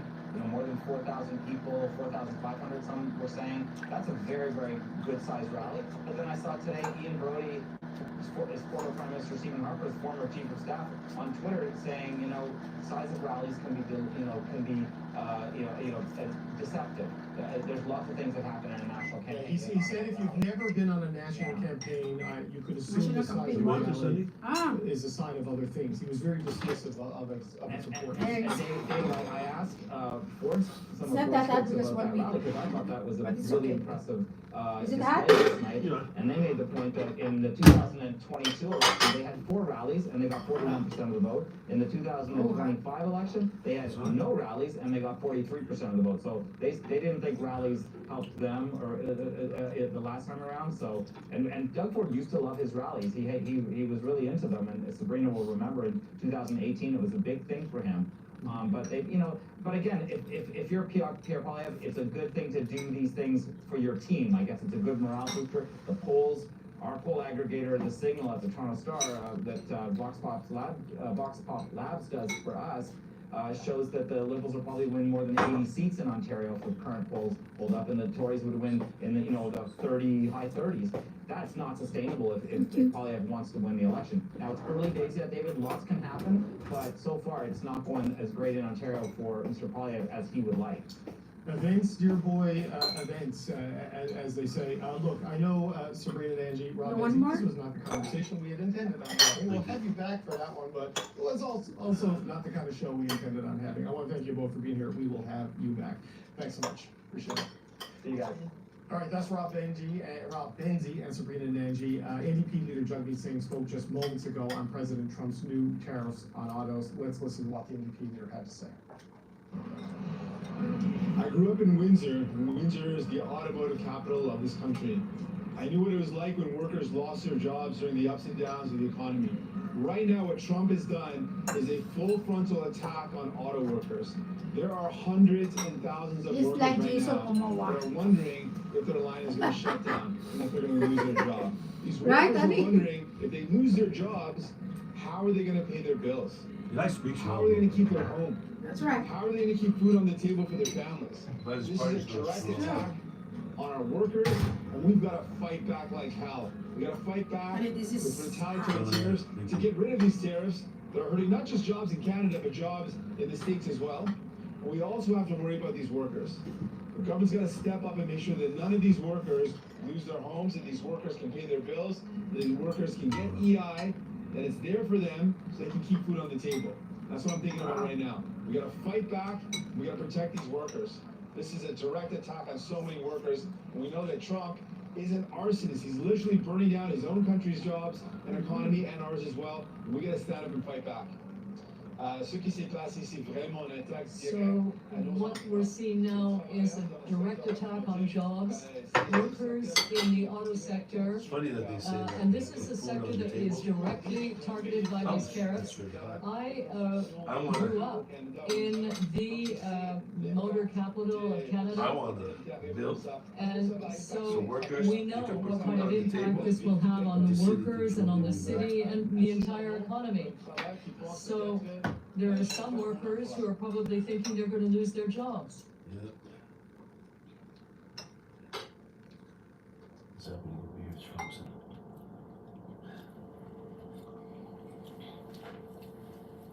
Full on doit prendre frontal soin de attack. ces travailleurs. So we have to look after those workers, and we have to fight for our country. We have to fight for these workers, and we have to bring in retaliatory tariffs and do everything we can to eliminate these tariffs that are affecting workers. Well, what's happened right now is heartbreaking. Like the idea that hundreds of thousands of workers are right now are looking at what's just been announced and are wondering, will I lose my job? The prediction is, and some of the estimates are, these are literally hundreds of thousands of jobs that could be impacted in the automotive sector and the supporting sectors around it. There's a lot of jobs at stake right now. So first and foremost, we got to protect these workers, and we got to fight back like hell to protect these jobs. Vous savez, Mark, aujourd'hui, je sais que vous êtes allé faire une visite d'une pizzeria pendant que les travailleurs s'inquiétaient pour leur avenir, en sachant qu'il y a peut-être une décision aujourd'hui. Qu'est-ce que vous leur dites aujourd'hui pour justifier que vous défendez vraiment les intérêts des travailleurs? We never know what Trump will say or what he'll propose. But I can tell you that today's announcement is He's a leader going to of hit the, workers hard. We asked the Liberal government, But his party's not strong. we asked Been the around Liberal forever, Party this guy. to put in place protections for workers. Because we knew that the Trump threats would have a direct impact on workers. We knew that. And Mark Carney should have known that as well. That's why I said that we need to have protections in place before an election, and here we are now. This is why I called on Mark Carney to put in place protections for workers before going to an election. This is not a game. This is serious. Workers right now are wondering how they're going to make ends meet because right now EI does not cover enough to pay the bills. It doesn't cover enough workers, but the amount that you get in income replacement is about 55% of your salary. For a lot of workers, that's not enough to cover the bills. It's not enough to cover the mortgage and to buy groceries and to pay your bills. That's why I said that Mark Carney should have put in place protections for workers before going to an election, knowing these threats were there, knowing that there's threats to directly impact workers and workers could lose their jobs. I said, let's put in place supports first and then go to an election. Mark Carney did put forward today a $2 billion package strategic response for the response to what's going on. What do you think of what he put forward? Too late. This should have been done in the first week he was prime minister. In the first week that Mark Carney was prime minister, he found the time to go to Europe, do a trip and meet with the king. He found time to do a tax cut for millionaires, but he did not acknowledge the seriousness of the threat of Donald Trump and how workers could lose their jobs. What's going to happen if, as some economists predict, hundreds of thousands of workers lose their jobs? And if that happens now, there is simply no protections in place for them. And that's why I said repeatedly that Mark Carney should have put in place those supports before going to election. With all due respect, you had time today to go to a pizza shop and meet with seniors. Why did you not spend that time on feeling what you would do to help these workers? I hope we're not making a comparison with the prime minister of this country, who for a week when he was prime minister toured Europe, met with the king, and did a tax cut for millionaires. When he ought to have used that time to put in place a real plan for workers that are going to lose their jobs. We're right now in the middle of an election. And what we need to have done is have a plan for EI to cover workers when it comes to their bills, when it comes to paying for their mortgage and their groceries. EI needs to have been reformed. For years, we've called on for these reforms to happen. We called on these reforms to happen during the pandemic. It fell on deaf ears. The Liberals didn't do it. We called on these reforms to happen before the election, and the Liberals again said no. It turns out, it is very clear to me that for the Liberals, workers are an afterthought. We had called for these changes multiple times. They said no. Now workers are left out high and dry. Believe that only Americans are allowed to make a good living. How will this change your campaign? What can you do tomorrow to say what you would do as Prime Minister? Well, I think we must do everything possible to protect workers. As I say, there need to be changes made to employment insurance immediately, urgent changes to protect workers. Second, it's clear that we have to respond strongly to defend our country and these jobs. Well, immediately what needs to happen are emergency measures to make sure that workers that lose their jobs are going to get the supports they need. The government's got to put everything on the table and look at supports right now. There's a serious threat that for hundreds of thousands of workers, they could lose their job. They need to know that the government's got their back. Thanks so much, Missy. Thank you. Okay, that was NDP leader Jagmeet Singh responding to the latest actions from U.S. President Donald Trump, calling this a full frontal attack on auto workers, saying people who work on those assembly lines are at risk of losing their jobs, suggesting that hundreds of thousands of jobs are potentially at stake because of the actions taken by Even US salespeople President Donald Trump, really who don't sell announced cars. 25% tariffs on vehicles selling cars, you not wouldn't stay made there. in the United States. This is the beginning of Liberation Day in America. And what we're going to be doing is a 25% tariff on all cars that are not made in the United States. If they're made in the United States, there's absolutely no tariff. We start off with a 2.5% base, which is what we were at. And we go to 25%, and you're gonna see prices going down, but it's gonna go down specifically because they're gonna buy what we're doing, incentivizing companies to, and even countries, but companies to come into America and build. Now, look, like a lot of things Trump has done, there's some confusion here. We know, he says, these will take effect on April 2nd, and they will be permanent tariffs. We still not have the official executive order. I've just gotten a fact sheet, which is a document that accompanies it. I read some of that in a bit, but it is unclear how significant the impact of this will be on Canada. A White House official says USMCA compliant auto parts will remain tariff-free for now, but speaking earlier this hour, Prime Minister Mark Carney said that was still significant, entirely unjustified, and he considers it a direct attack on Canadian workers. Carney says he plans to speak to Trump as soon as possible. He has already spoken to Ontario Premier Doug Ford, and talks are underway to decide not if to retaliate, but how to retaliate. Carney will also convene a high-level meeting tomorrow to discuss options. And to talk about all of this and the implications of our Power News panel, Larissa Waller is a former Director of Communications for Ontario Premier Doug Ford, who we heard from earlier. Here with me in the studio, Stevie O'Brien, a former Chief of Staff to Liberal Cabinet Ministers, and Matthew Dupay is a former NDP MP. Look, you all had picks and rankings ready to go, and then Donald Trump happened. There's one line I want to read from the fact sheet, which gives us a little bit of clarity here, and I apologize if I'm misinterpreting this, but it says here that importers of automobiles under the United States-Mexico-Canada Agreement will be given the opportunity to certify their U.S. content and systems will be implemented such that the 25% tariff will only apply to the value of their non-U.S. content. So if a car uses parts 75% made in the U.S., 25% made somewhere else, not compliant with USMCA, that component of the car will be tariffed. You can imagine the chaos and burden of implementing and enforcing something like that. But chaos and burden, Stevie, this is just where we are right now in this relationship. That's why he told us I'm going for Policing something like that is gonna be incredibly complicated.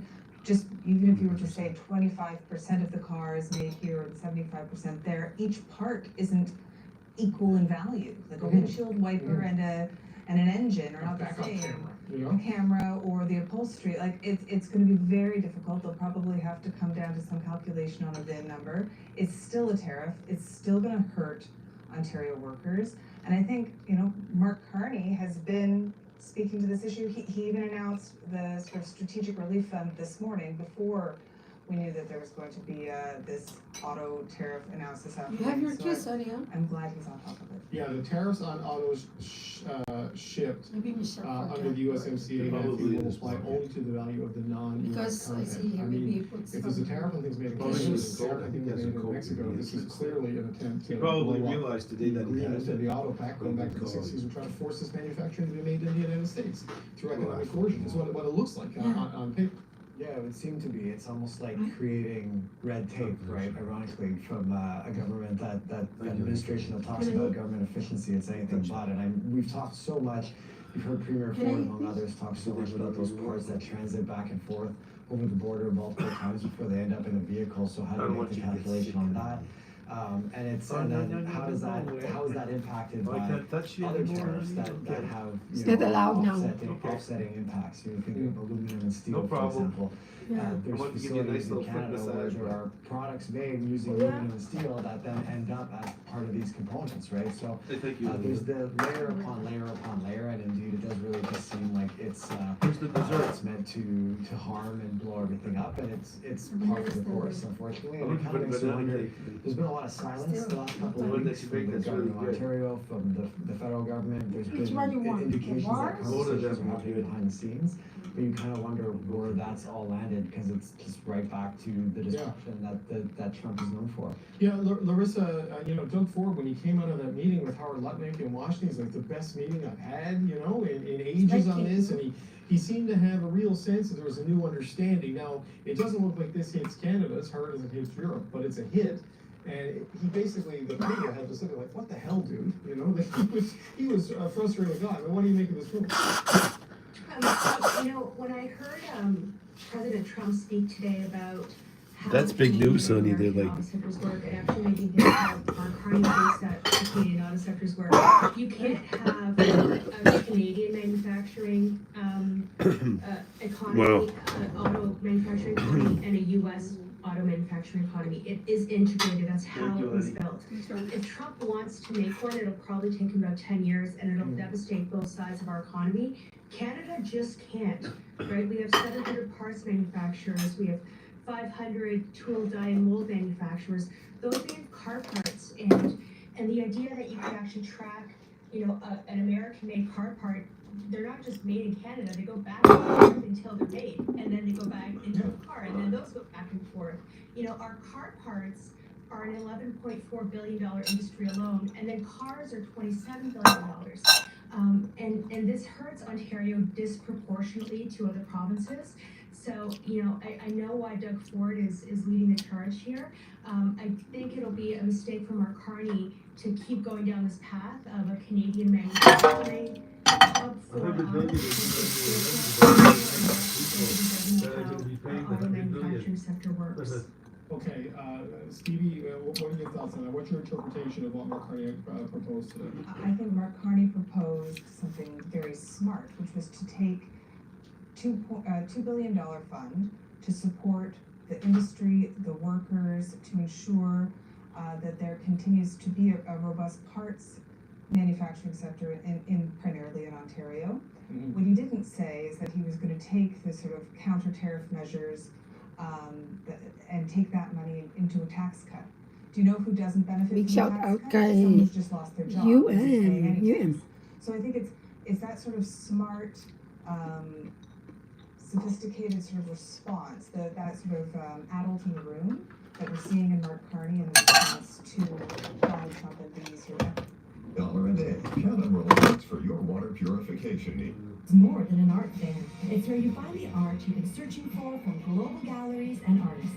This is your Depending on what the plain written language of the executive order is, there's going to be a cabinet meeting to consider all that. So what we should decide is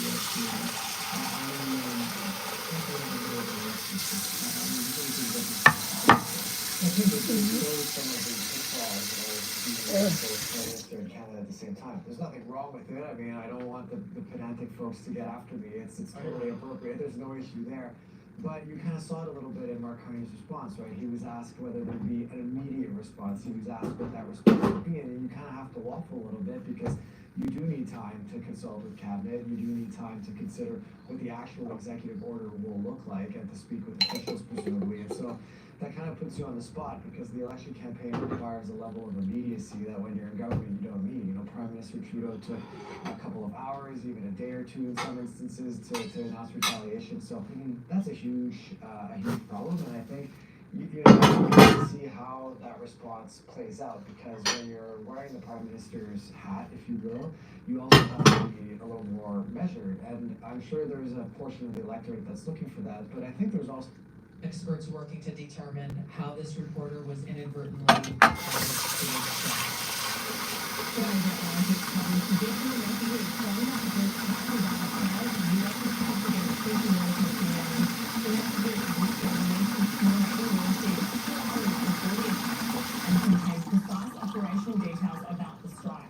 U.S. Defense Secretary Pete Hegseth and other Trump administration officials have claimed that no war plans were discussed during the chat on the Signal platform and that the information shared was not classified.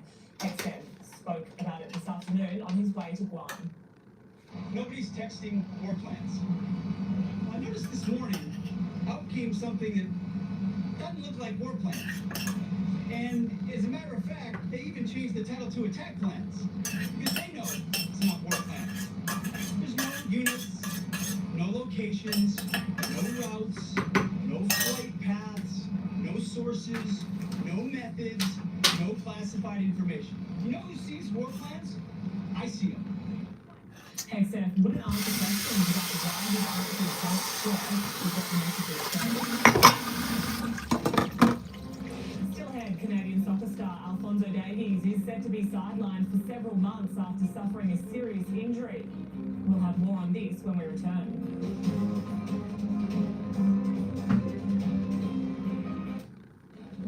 But in an area with some of the highest HIV rates in the world, the organisation's work has been life-altering for many in Lesotho. Set up after Harry's visit to the small kingdom back in 2004, it's a cause that he's held on to through trial and tribulation, building on his mother's legacy. When my mother held the hand of a man dying of AIDS in an East London hospital, no one would have imagined that over a quarter of a century later, treatment would exist that could see HIV positive people live full, healthy, loving lives.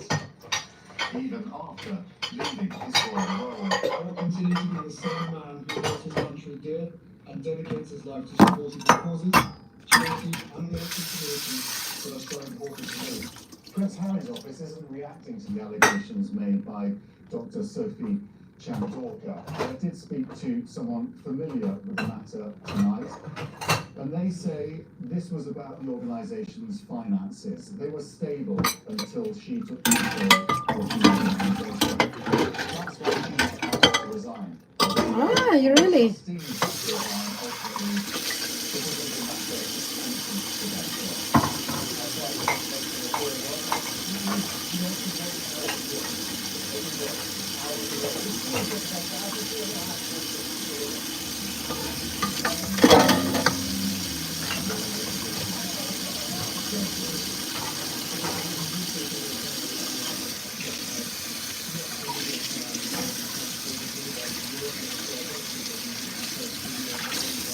I'm pretty sure that Mark Carney spoke about finding like-minded partners in Asia and specifically pointed out that China was not one of them.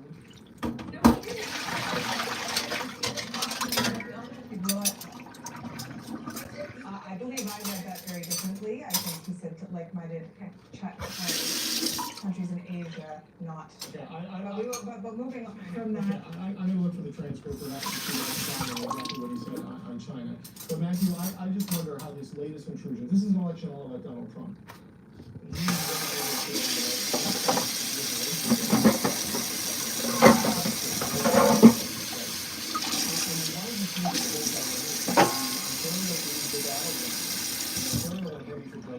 Based on the way he was dealing with this, and him currently seem in sync, at least in the last hour. How does this affect things in the election? Well, it kind of brings it back to what I think was the overarching expectation when it started, right? And it's back into how we respond to those kind of things. The tone and that sort of thing will matter. It'll be interesting to see how Canadians interpret, I mentioned anger a moment ago, but that, how do you balance the sort of measured statesperson response that we want to have? And it's interesting because I think from what his campaign in Ontario, one thing that's changed is what we talked about earlier, which is he came out very aggressive.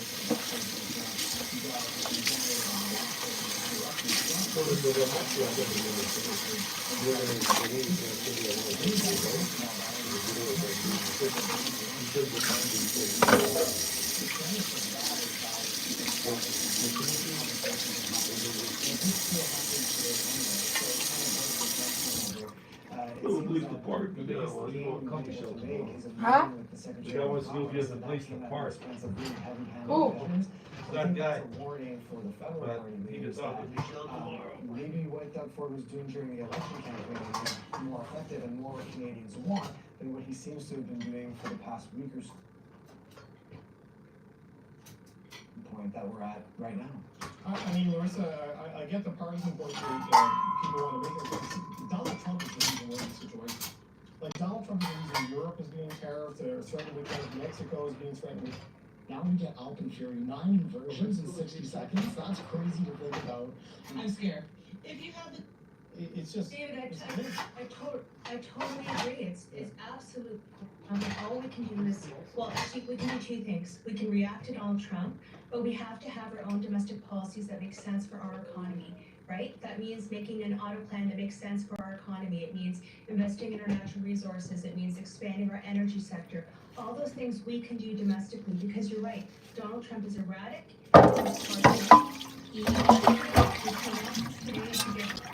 To move past that signal chat drama, right?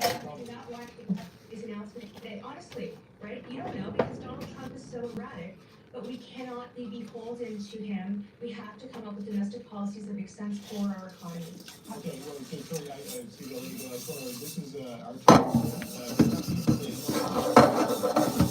China happens to be He might be as old.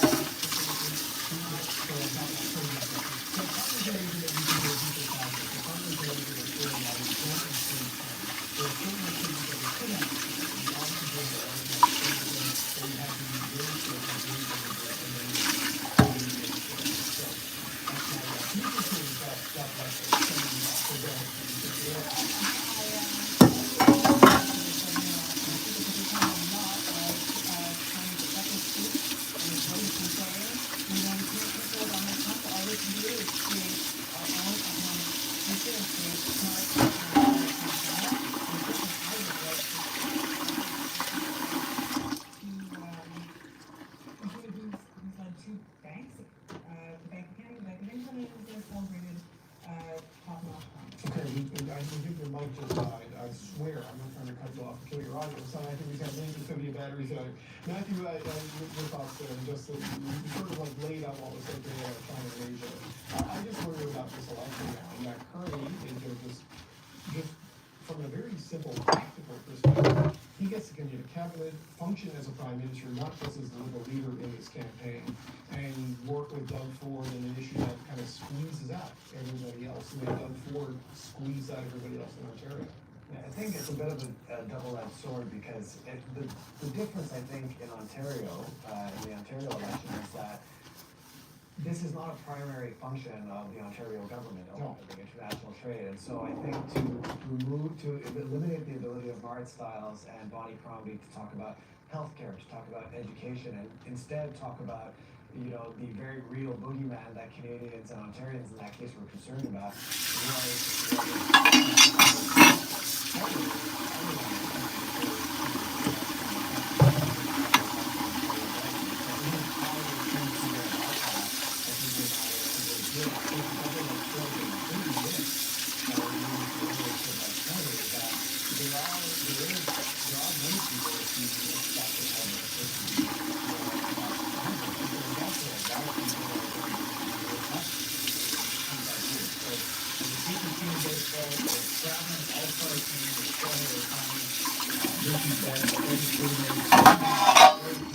So the World Series is going through the LA Dodgers. You're gonna have to take down the Dodgers if you think you're gonna win the World Series. Yeah, they're terrible. The new evil empire, I believe they said in the Athletic this morning, I completely agree with that. They're a travesty to baseball. You love this game and this space better than anybody. Who? Trump? Because Donald Trump was wow. President Trump must know that those tariffs will harm American workers, just as it will harm Canadian workers. This is another attack on the best friend and ally that the United States has ever had. That is unacceptable, and we will retaliate. We will defend our economy, and we will stand up to these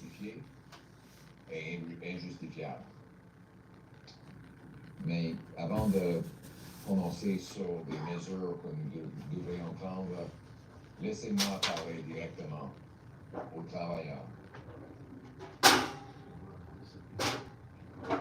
Vous avez peur. Vous avez une énorme anxiété. Vous vous demandez comment vous allez payer vos factures, votre hypothèque, nourrir vos enfants. Vous pensez peut-être d'annuler les enregistrements dans le hockey. May have to cancel your kids' hockey programs. You're thinking of conversations that you may have to have with your children about your future. I'm here to say to you that we will be there for you. We will fight for your jobs. We will ensure that in the worst cases, if you lose your job, you will receive support to feed your children and to keep your home.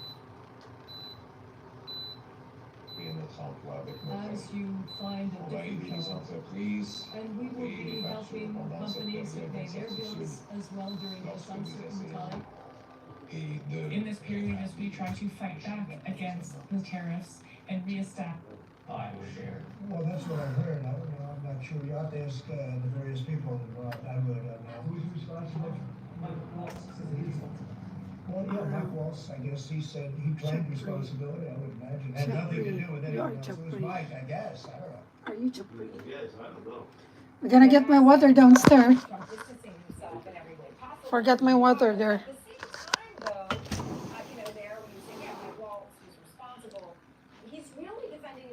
Secretary, who is the one who posted, quote, this is when the first bombs will definitely drop, end quote, and then posted every detail about the missile strike before it happened. Secretary Hegseth is in his position. Hegseth is doing a great job. He had nothing to do with this.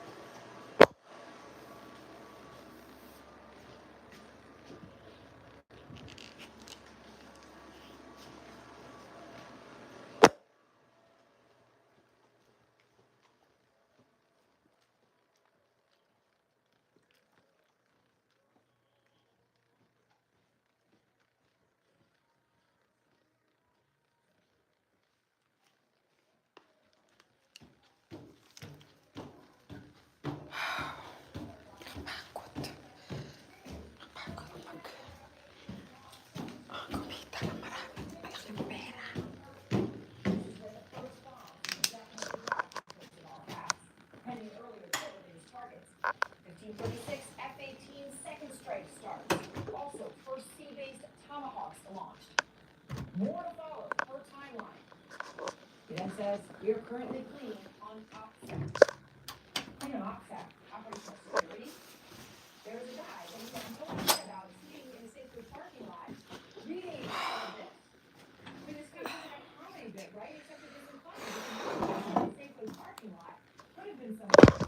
Any of this could have been seen by someone else, given that the fellow multiple people in the chat are known to foreign intelligence services, like Iran, which backs the Houthis. So the risk of someone seeing this exchange and shooting down American pilots, live American pilots on this mission, is a real one. Because those pilots went up without question or reservation. They went up on orders. They went up on command, as they should be able to do. Never imagining that their strike was already published on a commercial app, being read in a sacred parking lot by a reporter as the carts go by. Never mind someone more sinister. And most of the people in the chat had no reason to know the details Hegseth posted. In talking to sources today, one government intelligence insider was explaining that the head of the CIA would never know the strike plan. They would know strike was approved, but the strike package, all those details, this goes then, this Tomahawk, this F-18, never. That is need to know. Except had no business posting it to this group in any setting. And yet the White House wants to play a word game on what to call the information posted in the chat by Hegseth. Listen to what we heard today from the White House and the men and women on that text chain. There was no classified information transmitted. No classified information. Declassified the information? Well, the Pentagon says it was not. No classified information was shared. I didn't transfer any classified information. Now that's very carefully said. Ratcliffe was correct. Technically, he did not transfer classified information. But he was there. He sees a problem here clearly, and he doesn't want to touch it. Because this argument also doesn't add up on the merits. I mean, based on the DNI's own classification tiers, watch this. I'm reading from your classification guidance, and the criteria is information providing indication or advance warning that the U.S. or its allies are preparing an attack. Do you recall what your own guidance would suggest that that be classified? I don't have the specifics in front of me.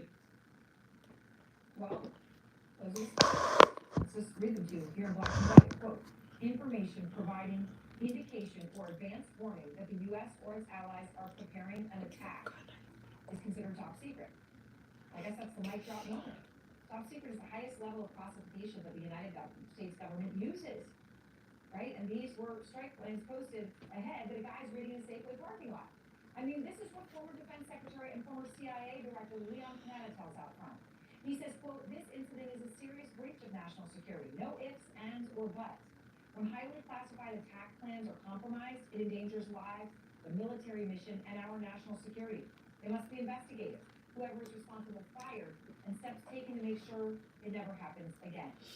And one more point which a government intelligence insider spoke about with me today. A conversation with so many chiefs of departments plus their staffers is simply not part of U.S. protocol. It doesn't happen that way for a reason. There's a chain of command, because having records of what is said about U.S. missile strikes matters. Because the reality is, quote, the discipline is important. It defines America. For those in the chat are pointing their guns at Goldberg. J.D. Vance saying it's very clear Goldberg oversold what he had. Or perhaps Vance, who shouldn't have been in that chat either, should listen to Republican Don Bacon, who told Politico the White House is in denial that this was not classified or sensitive data being read in a Safeway parking lot by a reporter. Elena Treen is out front live outside the White House. And Elena, you're reporting on really, it seems a lot of chaos and confusion inside the White House over what happened here, and it starts with Trump. That's right, Aaron. What's been very clear to me, if you watch some of the public comments the president has made in recent days, particularly some of the interviews he did yesterday and today, but also those comments that you just played in the Oval Office. One that I'm picking up on is he doesn't have a good grasp of what signal actually is. He keeps referring to it at points as almost as if it's a switchboard or a phone call that Jeffrey Goldberg, the editor, was able to stumble into.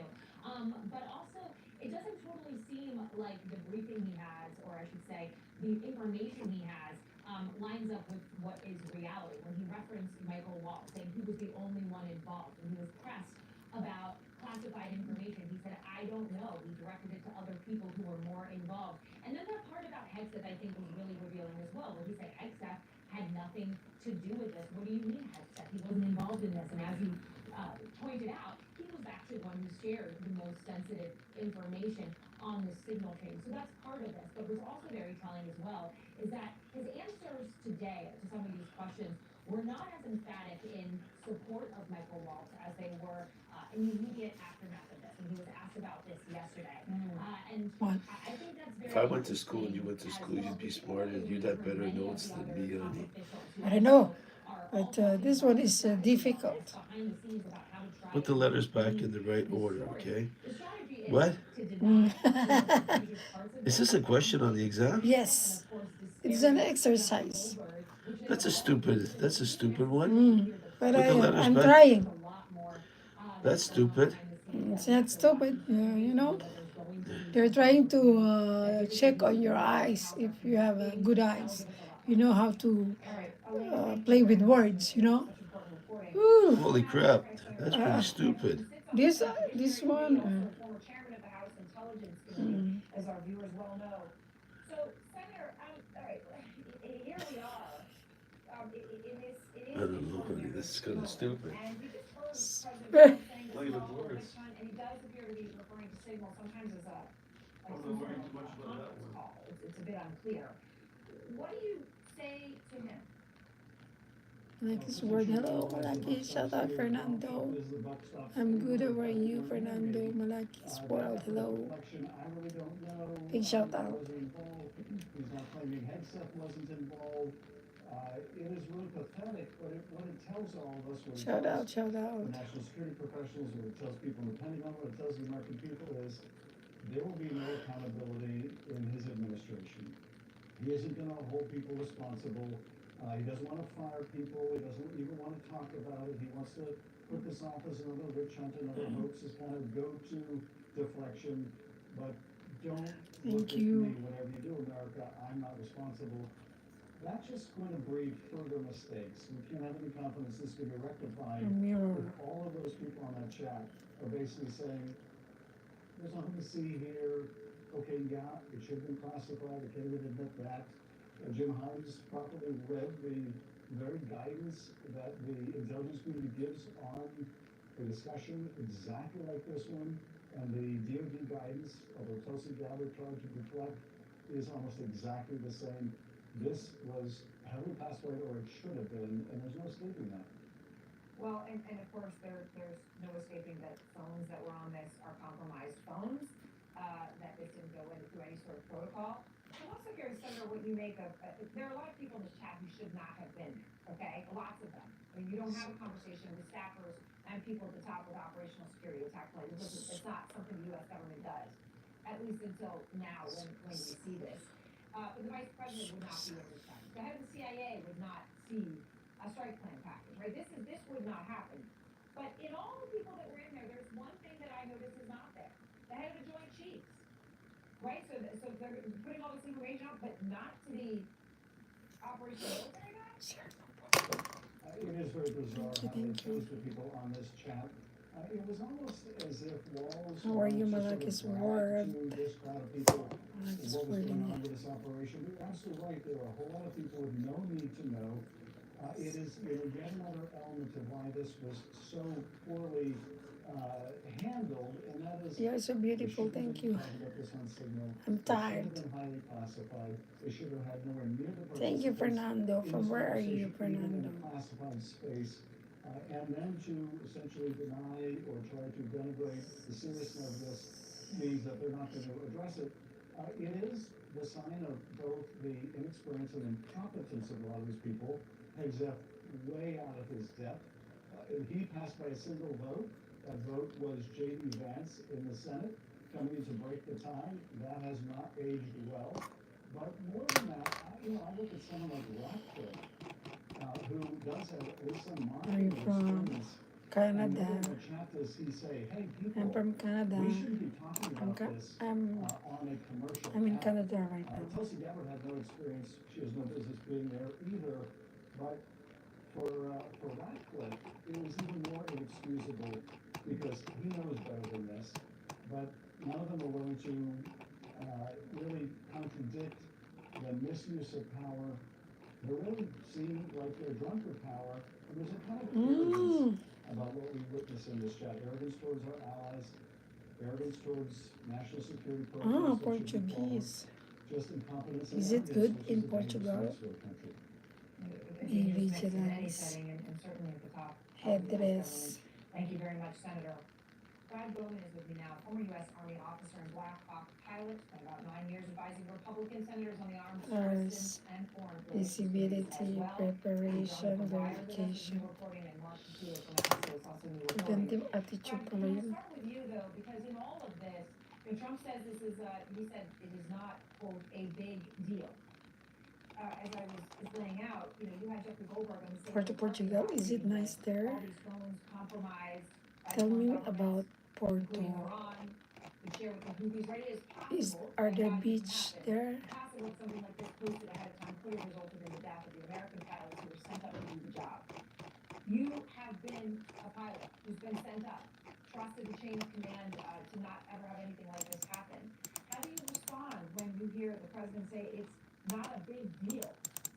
as a pilot for Ah, Porto is the life on the line for a mission. Porto is the city. Thanks, Aaron, for the opportunity to join you. I'll Wow. leave the political commentary to others. What but I would is just focus the- on the following, that I think some of the discussions versus the attack plan. Anything versus war special plan, there? This is the most Review fundamental, the members. most important point, and that is that you should not put sensitive Yeah, or anything? classified information about a future military operation on unsecure systems and unclassified messaging apps. Why is that? Because it makes it more likely that our adversaries will get that information.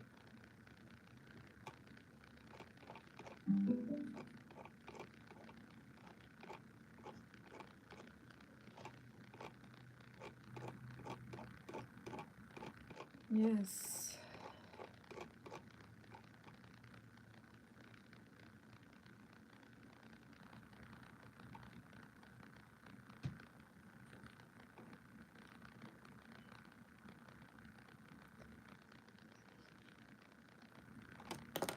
What's the first time for Volkswagen windshields?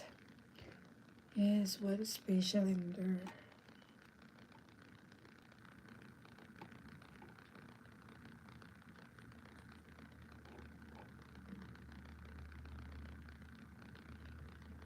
Mm. 3. Brake that acts E. Parking brake. E. 4 is the turn signals. Mhm.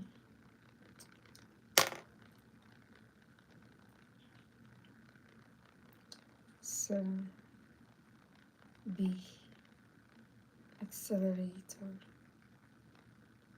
Really?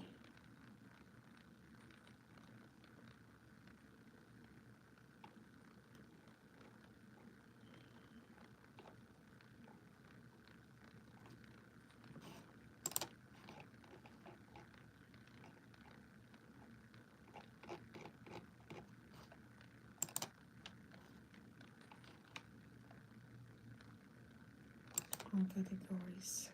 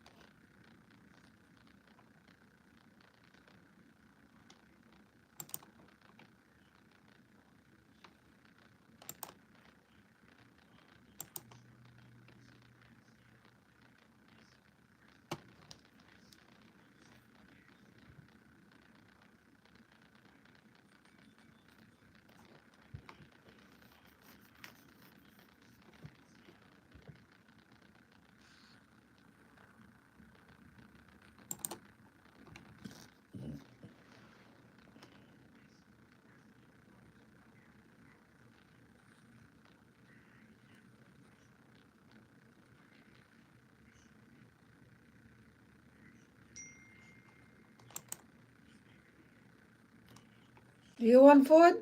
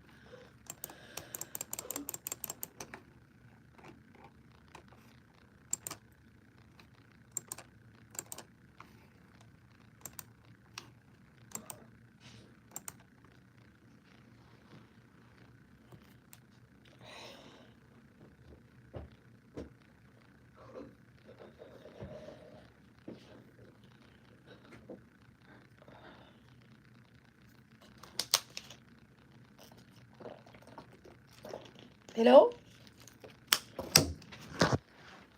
You okay?